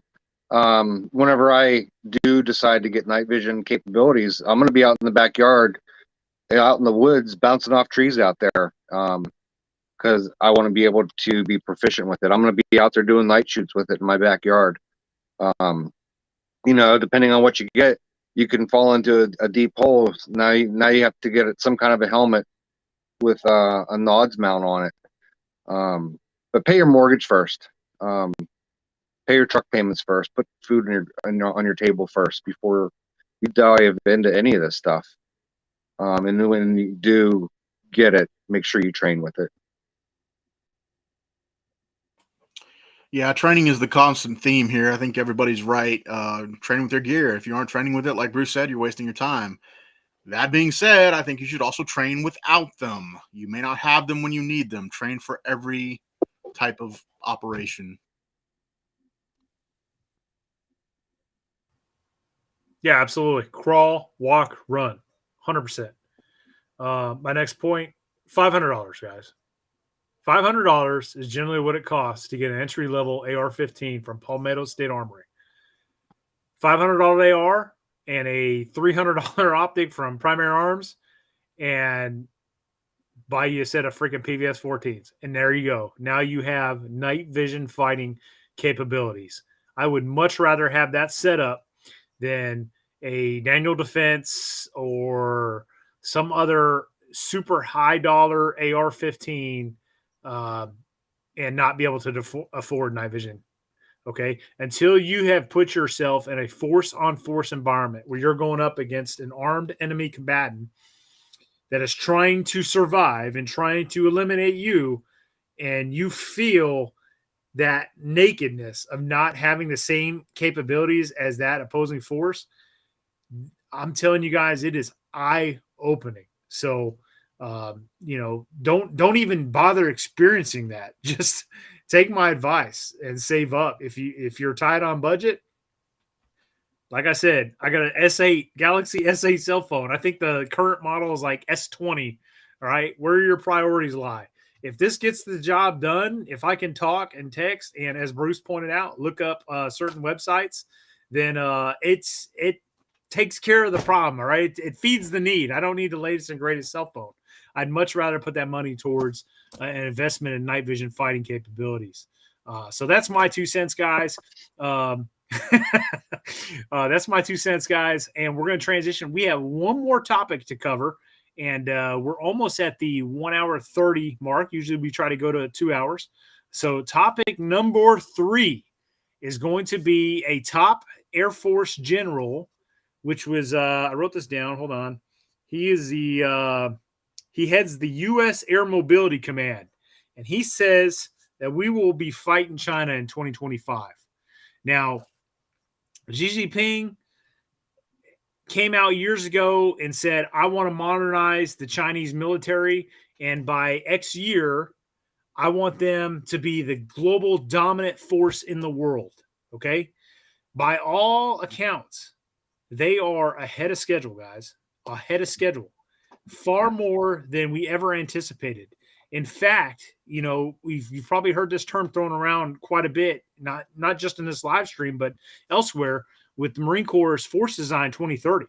Well, 2030 was predicated on us being ready before the Chicoms are at where they want to be and being able to take places like Taiwan and become the global dominant threat, at least in the Pacific. Well, guess what? The enemy, the Chinese, are ahead of schedule. Now, a commenter earlier pointed out, why is China the enemy? Why aren't they enemy? Please tell me that. They have their tentacles all over the world. They are a communist country. They are a complete 180 of everything we do. And, I mean, they have done everything they can to undermine our society. They have their tentacles in our politics. Who knows how many politicians they control in our country? I mean, it is unbelievably, without a question, guys, they are the number one geopolitical threat. Here we go. He just did another super chat. He said, when does China attack in the last 100? Are you kidding me? Have you heard of the Korean 1979. Vietnam? Tibet, 1959. Indian incursions, 1960s. Thank you, Les. So in any event, yes, the Chinese are ahead of schedule. They are without a doubt the number one geopolitical threat for us. And there's not a question that they have their eyes on taking Taiwan and probably some other goals in this global theater, right? They want to be the number one dominant force. And if they make a move on Taiwan, the president's already said, and it's no secret, that we are most likely going to defend Taiwan. So if they make a move on Taiwan, it's probably going to mean war with the United States. And not just us, the Australians are on board as well. And so it's kind of nerve-wracking to think that they are so far ahead of schedule that, hey, in 2 years, guys, this could be popping off. And China is not some little third world nation to kick around. They are right now, without a question, a near peer threat. And potentially by the time this kicks off, a pure threat. So I'm going to open it up to the floor so that we can kick this around. This is topic number 3. Les? All right. Well, out of tradition, I'll kick it off. You know, you got to keep the trend going. I've said since we did our first live stream about Afghanistan falling, why the heck the Chinese haven't invaded Taiwan? Every day that's gone by since August of 2021, it's only going to get harder for them. So, you know, why haven't they done it now? They should, because, like I said, it's only getting harder every day. I'm somewhat pessimistic. We will be in a conventional war with China in 2 years. I think we may see a Cold War, perhaps a proxy war in Taiwan, possibly even in Africa where China is currently active. But I don't think either side has the stones to enter a shooting war because, you know, when one side starts to lose, nukes are put on the table. You know, and especially if the Democrats remain in charge, you know, we won't go to war basically because our society is spoiled. The average American doesn't like to see their daily life interrupted, and a conventional war will surely do that. I think China has a lot of internal issues, and I've said this many streams, that they are focused on restoring order within their own borders right now. So I don't think they want to go to war with us either. I think the future of warfare is still going to be proxy wars. Now, I don't think the U.S. military is making a mistake diverting attention to near peer or peer threats. If anything, it sends a message that we are watching and ready for whatever. However, I think cyber warfare and economic warfare remain the primary tools China will use against us. To answer that super chat, China attacked Vietnam? Yes, 1979. Punitive invasion for Vietnam's invasion of Cambodia. And the NVA handed them their ass. They did not fare well at all. And if you look at the casualty count, China took a lot of casualties to hold us to a standstill in Korea. They stomped over the Tibetans, who didn't have an army, and have had many border skirmishes, mostly in the 1960s, but a few in the 70s, 80s, 90s, and recently, as 2018, with the Indians over disputed areas in the Himalayas. China is active militarily. They just happen to suck for now. I'm gonna throw this back to Les too, because I know he knows way more than this than I do. But I saw a news story today about Japan militarizing and Japan building up their military. And Japan put a little whoop ass on China back in the day. Maybe Les can enlighten us on that a little bit. But this has China concerned, given the fact that, well, Japan deserves respect militaristically, maybe not morally, but militaristically for sure. They are a force to be reckoned with that we had to reckon with at one time. And they are a U.S. NATO friendly country today, right? More so than communist or Chinese. So I think that was just a news story that was going around today. It kind of stuck in my head. I wanted to bring it up. Yeah, no, you're right, Bruce. There's two significant navies in the Pacific that you need to look at besides the United States Navy. You're right about the Japanese Maritime Self-Defense Force. They're adding aircraft carriers. They call them heavy helicopter destroyers because they technically are not allowed to have aircraft carriers. But it's funny, they have ships that can carry F-22 F-35 Bravos, which the Marine Corps has stationed in Iwakuni. I'm sure that's strictly a coincidence. But the other Navy that you have to really look at that's building up, and China has to be the enemy to look at, is the South Koreans. They are building a blue water, big capability Navy. Frankly, they don't need to deal with North Korea. You know, they are getting ready to build their first carrier that's coming online in the 2030s.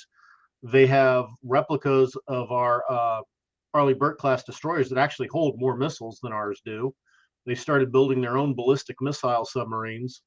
The whole world is gearing up against China because everybody sees what's going. And I think part of that is I think the South Koreans and the Japanese realize that it's going to take us a while to get there. So they got to be able to hold the line for a while. Yeah, that I just highlighted a comment. That was an excellent point. So the Red Dawn remake, which, I mean, talk about just garbage, right? To take a great movie like Red Dawn and just destroy it like that is just killing me. But anyways, it was supposed to be China. All the uniforms are China. The equipment, with the exception of the captured American stuff in the movie, was Chinese, right? And then, which is a more believable scenario. And then the Chinese intervene and say, "No, Hollywood, you will not have us as your enemy in your upcoming movie." And they caved. So if that doesn't tell you how deep the Chinese tentacles are in our own country, I don't know what does. Yeah, that Red Dawn remake made me want to change my gender. It's just garbage. Damn. I've never seen Bruce so distraught. Yeah, it was a very disappointing movie. But I think if China does ever invade Taiwan, you're going to see hits in all the bases in Korea, Japan, Guam, Diego Garcia. They're going to hit all these places, and they're probably going to be attacks of some kind in the mainland here in the U.S. They're going to spread their attacks out, so we are so spread thin throughout the Western Hemisphere there that we don't know what they're going to do next. Oh, it's going to be a global war. If anybody is under the illusion that it's going to be isolated to just little South China Sea and Taiwan, Like, you got another thing coming. Why do you think that they are establishing naval bases in Africa, South America, all over the country, or all over And the world? they're paying these countries to put these ports in all over the world, and they're doing it for a reason. Right. This is 100% going to be a global conflict, and I'm not convinced that if something with China were to kick off, that hey, maybe this is time for the balloon to go up for North Korea to push south the 38th parallel. So this could snowball very, very quickly. Yeah, and if it does go global war, what's going to happen when they unleash Skynet on humanity? Because, I mean, look at the last World War. They got us in the atomic age, and they were deploying that on people. You don't think they're going to have a Skynet in next global war? They definitely will.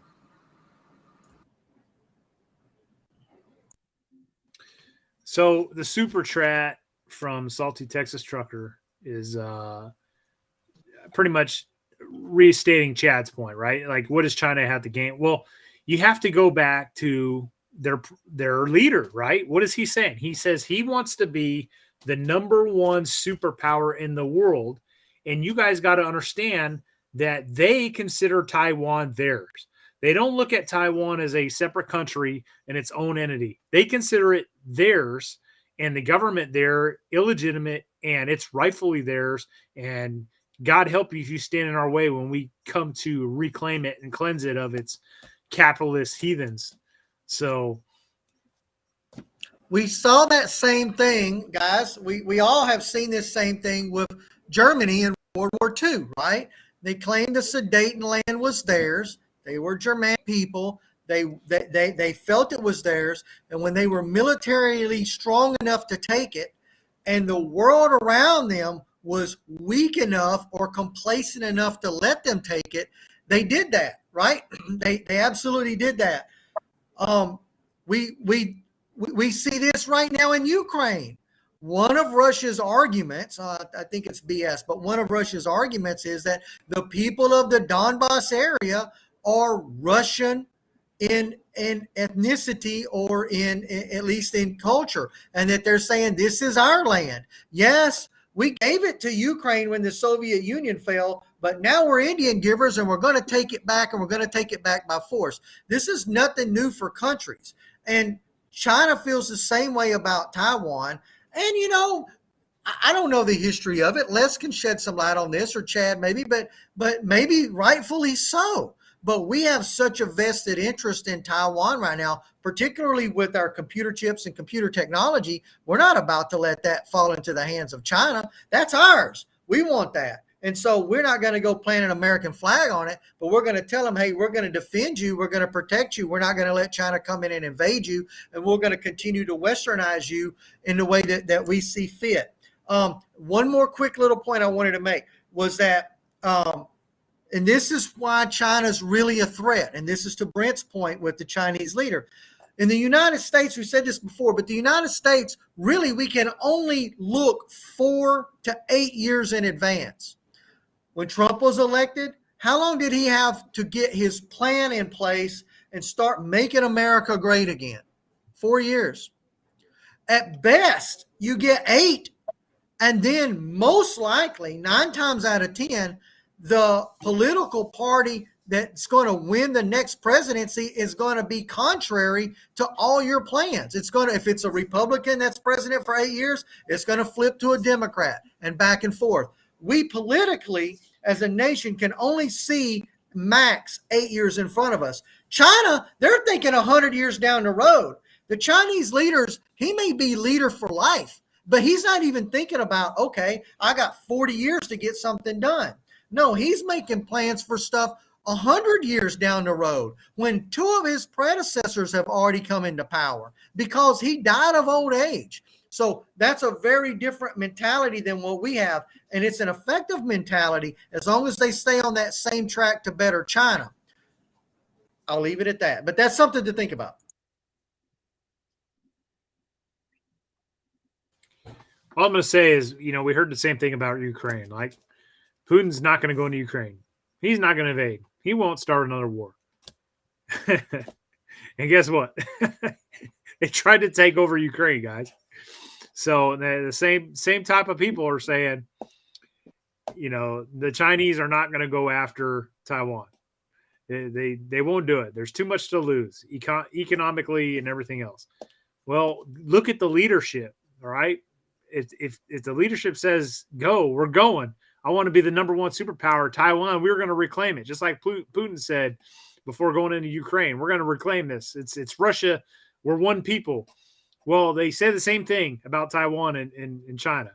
So that's my 2 cents. I think this is going to happen, guys. And obviously the U.S. military thinks it's going to happen too. Otherwise, you wouldn't have things like Force Design 2030 happening. Big changes. Marines divesting of tanks, revamping the whole entire infantry, the backbone of combat forces, right? Backbone of the Marine Corps. It's all being restructured for this threat. There's a reason why they just officially reopened Guam as an official Marine Corps base just the other day. I think it was last week, or maybe earlier this week. Or I guess it was last week. But the whole Taiwan, China thing, Guam's going to be a key role in defending that. And there's been a big push for the past couple of years to get Guam back up online, to have it as an actual official Marine Corps base again.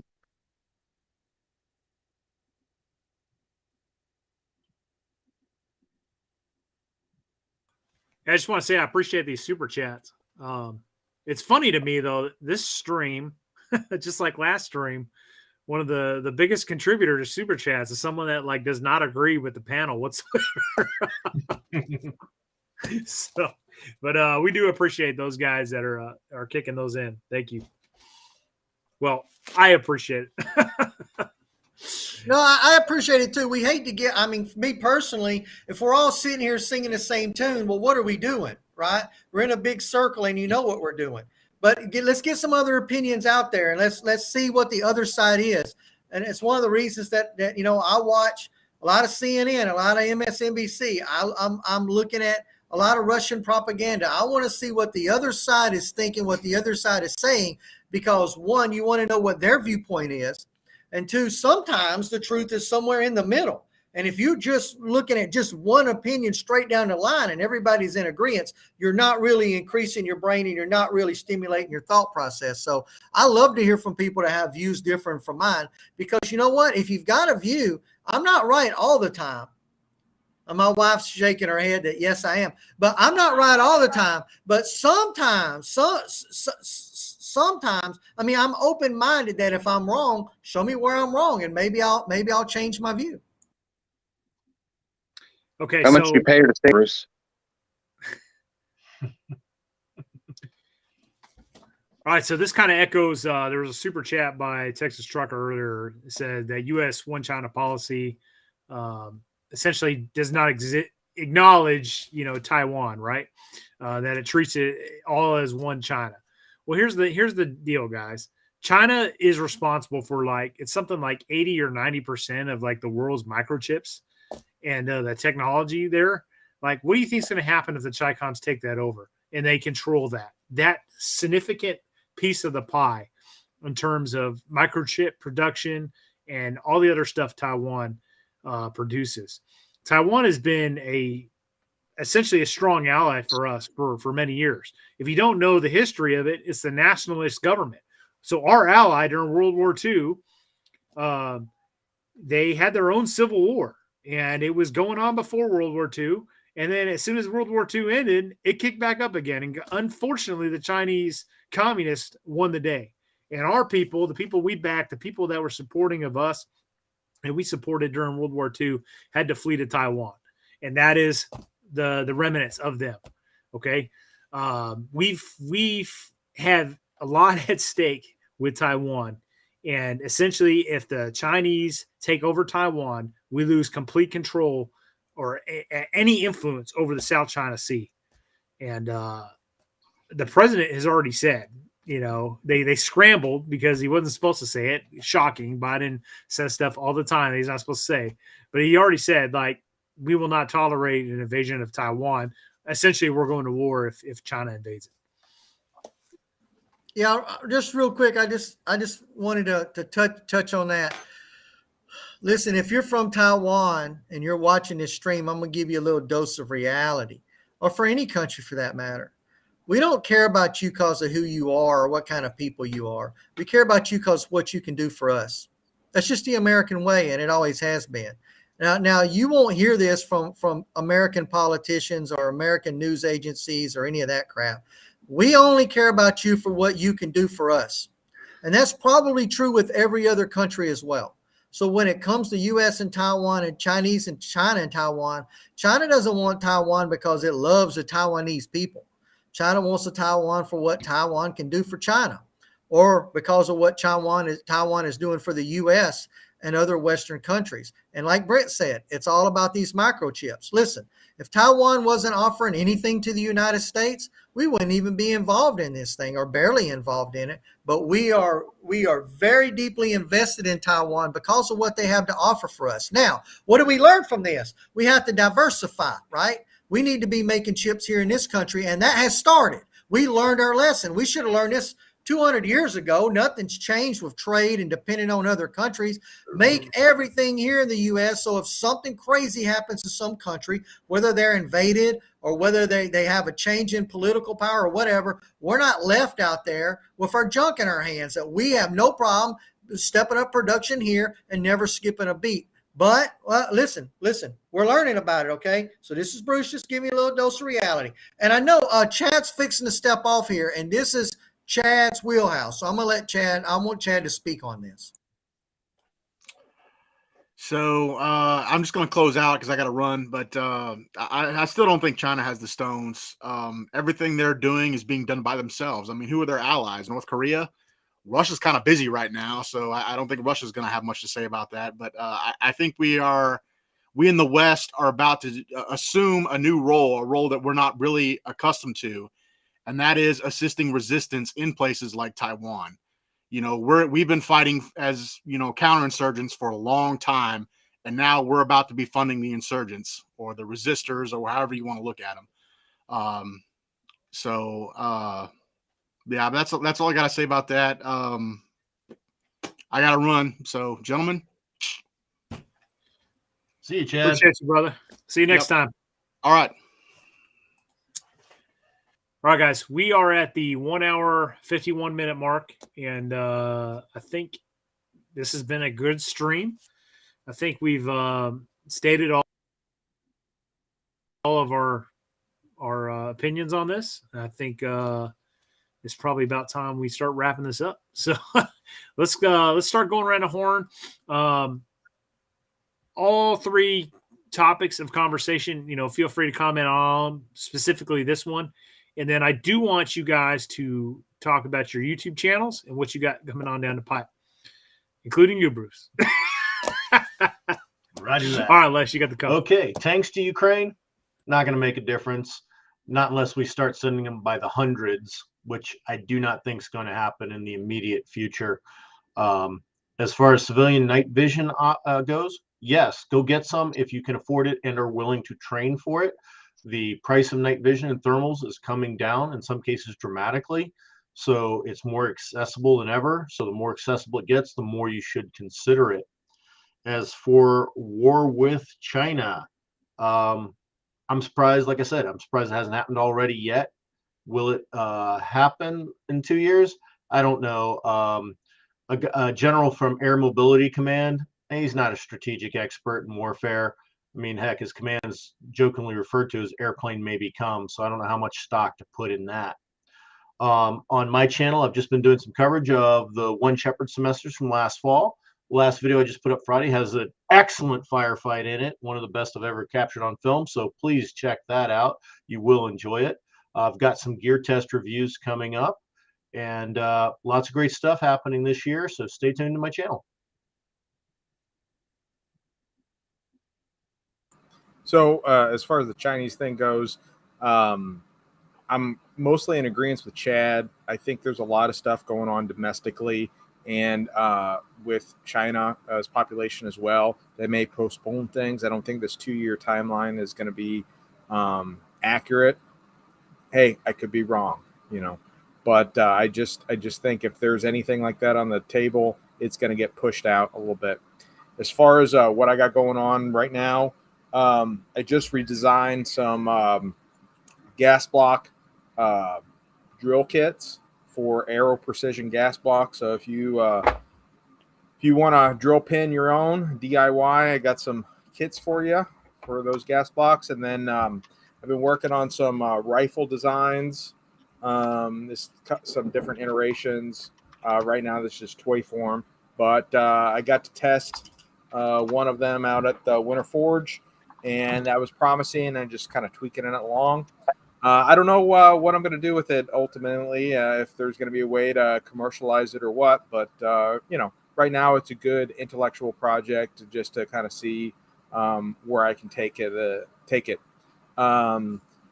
Yeah, I'm sure I'm going to have content on that on YouTube. I don't know how, or I just got to think about how I'm going to do it. Maybe it's with these toys. I don't know. Just kind of exploring options on how to best communicate with you guys about what's going on with that.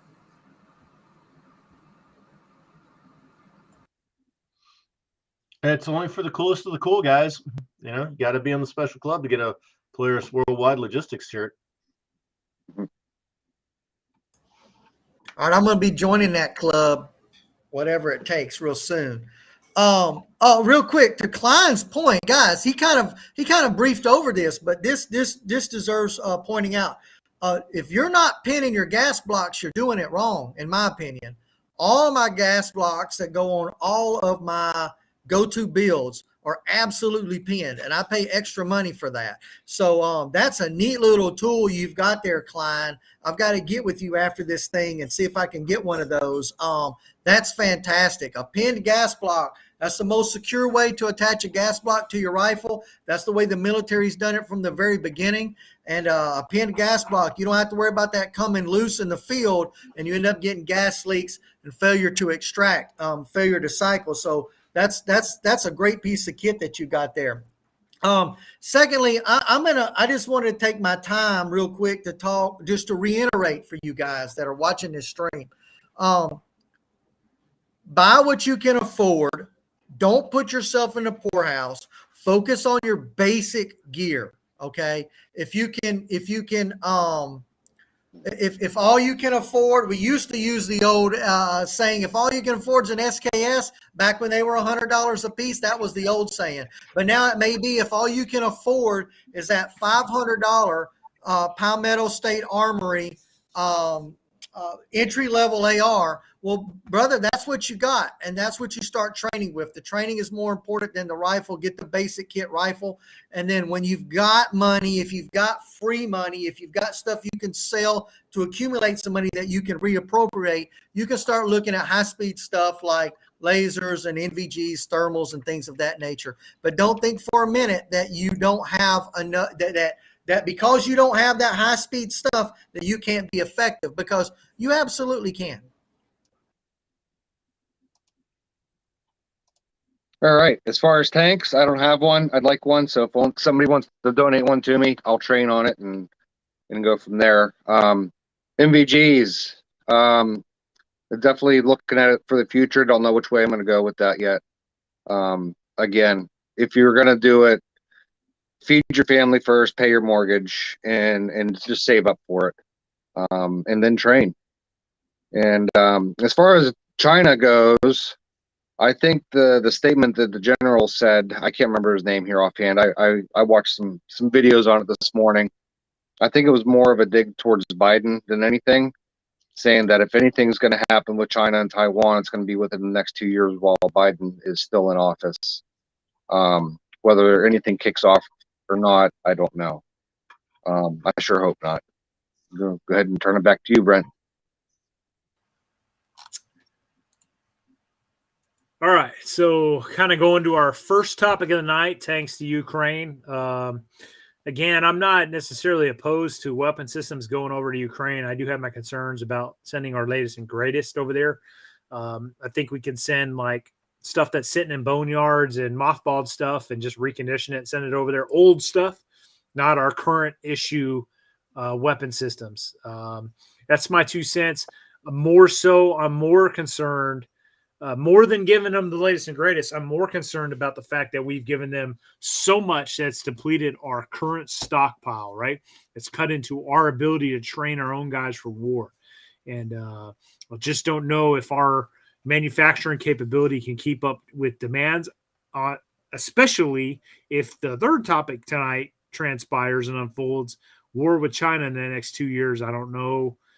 I want us to be on our best possible footing, guys, because China right now is a near peer closing with on a peer threat.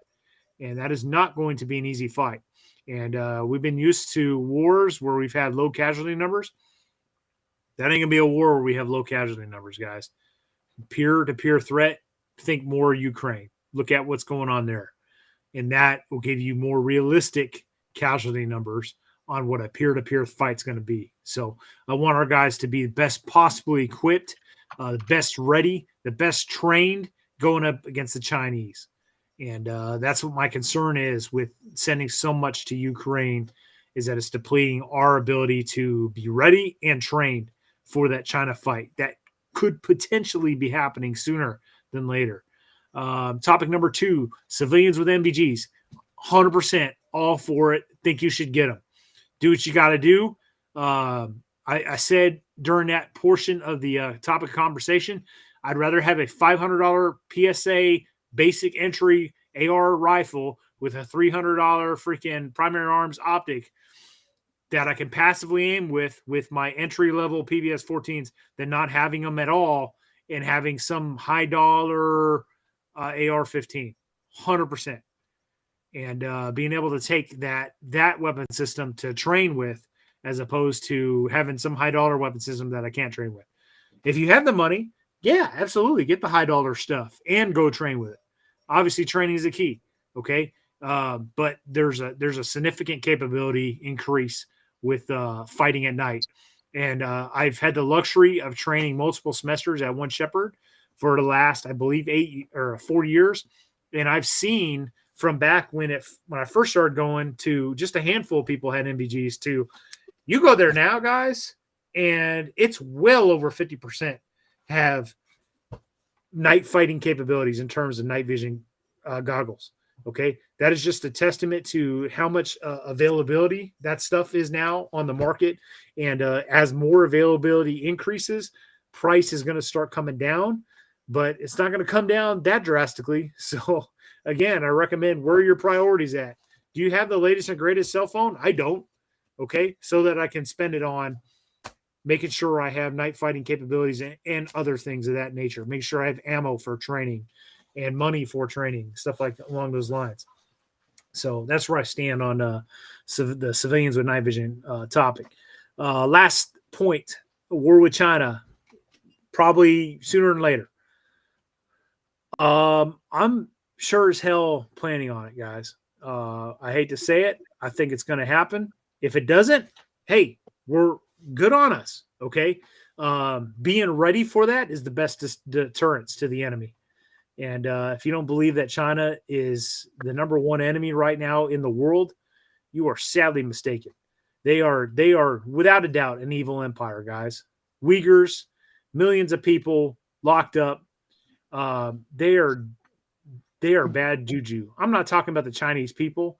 I'm sure the Chinese people are wonderful, wonderful folks. But that regime that's in power is absolutely evil. And unfortunately, if the Chinese government says, hey, we're doing this. Well, unfortunately, the Chinese people are probably going to fall in line, as they have done so over the years, and they're going to march to war, and that's going to be war with us, 100%. So that was topic number 3. So my closing comments on my channel. Sear challenge, guys. Grunt-proof sear challenge.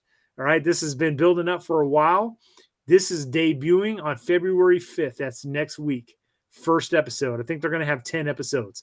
And Jared, that was on tonight, he was there in the Seer Challenge with me. It's going to be he and I heading off against each other, and it was a fantastic opportunity, guys. It's going to be a great show, and I hope you guys tune in on the Grunt Proof channel for that Seer Challenge.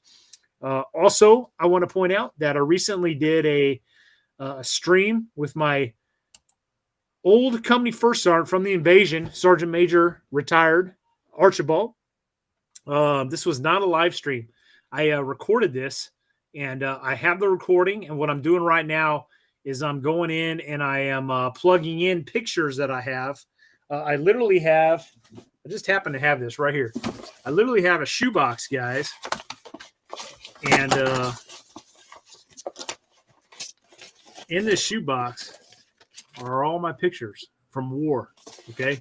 So I'm going through Sergeant Major Archibald, who was my company first sergeant during invasion. Because he was the company first sergeant, kept detailed notes. I'm talking grids, dates, times, and key things, essentially a journal, the daily basis during the invasion, United States invasion into Iraq, us fighting the Iraqi army. And we do this live stream or this stream, and it was a 2-hour stream. He made a document. He put it all in order, and I've got it all recorded. What I'm doing right now is going through and inputting my pictures that I have during those key events. And then I'm also going to try to get some mapping out, because he recorded grids on where we were during specific times. So we're trying to put this all together. I am very aware that there's probably not going to be more than a few thousand people that actually watch this thing. I don't give a shit. This is telling a story of Bravo Company, 1st Battalion, 4th Marines during invasion. And to me, this is a historical document. And I want to do this right, because my children are going to be watching this years from now, and they're going to hear his voice and my voice of what we did during the 2003 push into Iraq. So that's a great project. I'm working with him, and I'm glad to be working on it. So okay, last thing I'm going to say before I close this out, guys. I've had multiple questions asked to me about if I'm going to be going over to a new streaming service because of them coming down on gun tubers. Very valid point. And my answer to that is, I don't know. I have accounts with most of those services. I have not uploaded any videos on that. And the reason for it is because, I don't know, guys, because 2 years ago, when I was looking for, recently when I was looking for videos on like what's going on with YouTube and what they're doing, I found videos from like 2 years ago, and it was like the same tune, right? It was, GunTuber saying, this is it. This is the end. We're going to XYZ. And here we are 2 years later. So honestly, my opinion right now is I'm just kind of weathering the storm, and, we'll see what happens. If God forbid I end up getting channel strikes and deleted, well, I guess I'll move over to somewhere else. But honestly, in the back of my mind, even if one of those other streaming services gets popular because they deleted a bunch of gun tubers, what do you think is going to happen when that streaming service gets popular? They're just going to become like YouTube. They're just going to get bought out, and then some little communist left-wing organization is going to dictate all the same stuff that YouTube's doing, and it's going to be the same song and dance all over again. And if you think that's not going to be the case, well, you don't know the history, all right? So it is what it is. That's all I got, guys. I appreciate my companions coming on the panel tonight. Thank you, guys. Lively discussion. Does anybody have any save rounds? All right. The bleak future for media. Yeah, right. I'll see you all later. Have a good night.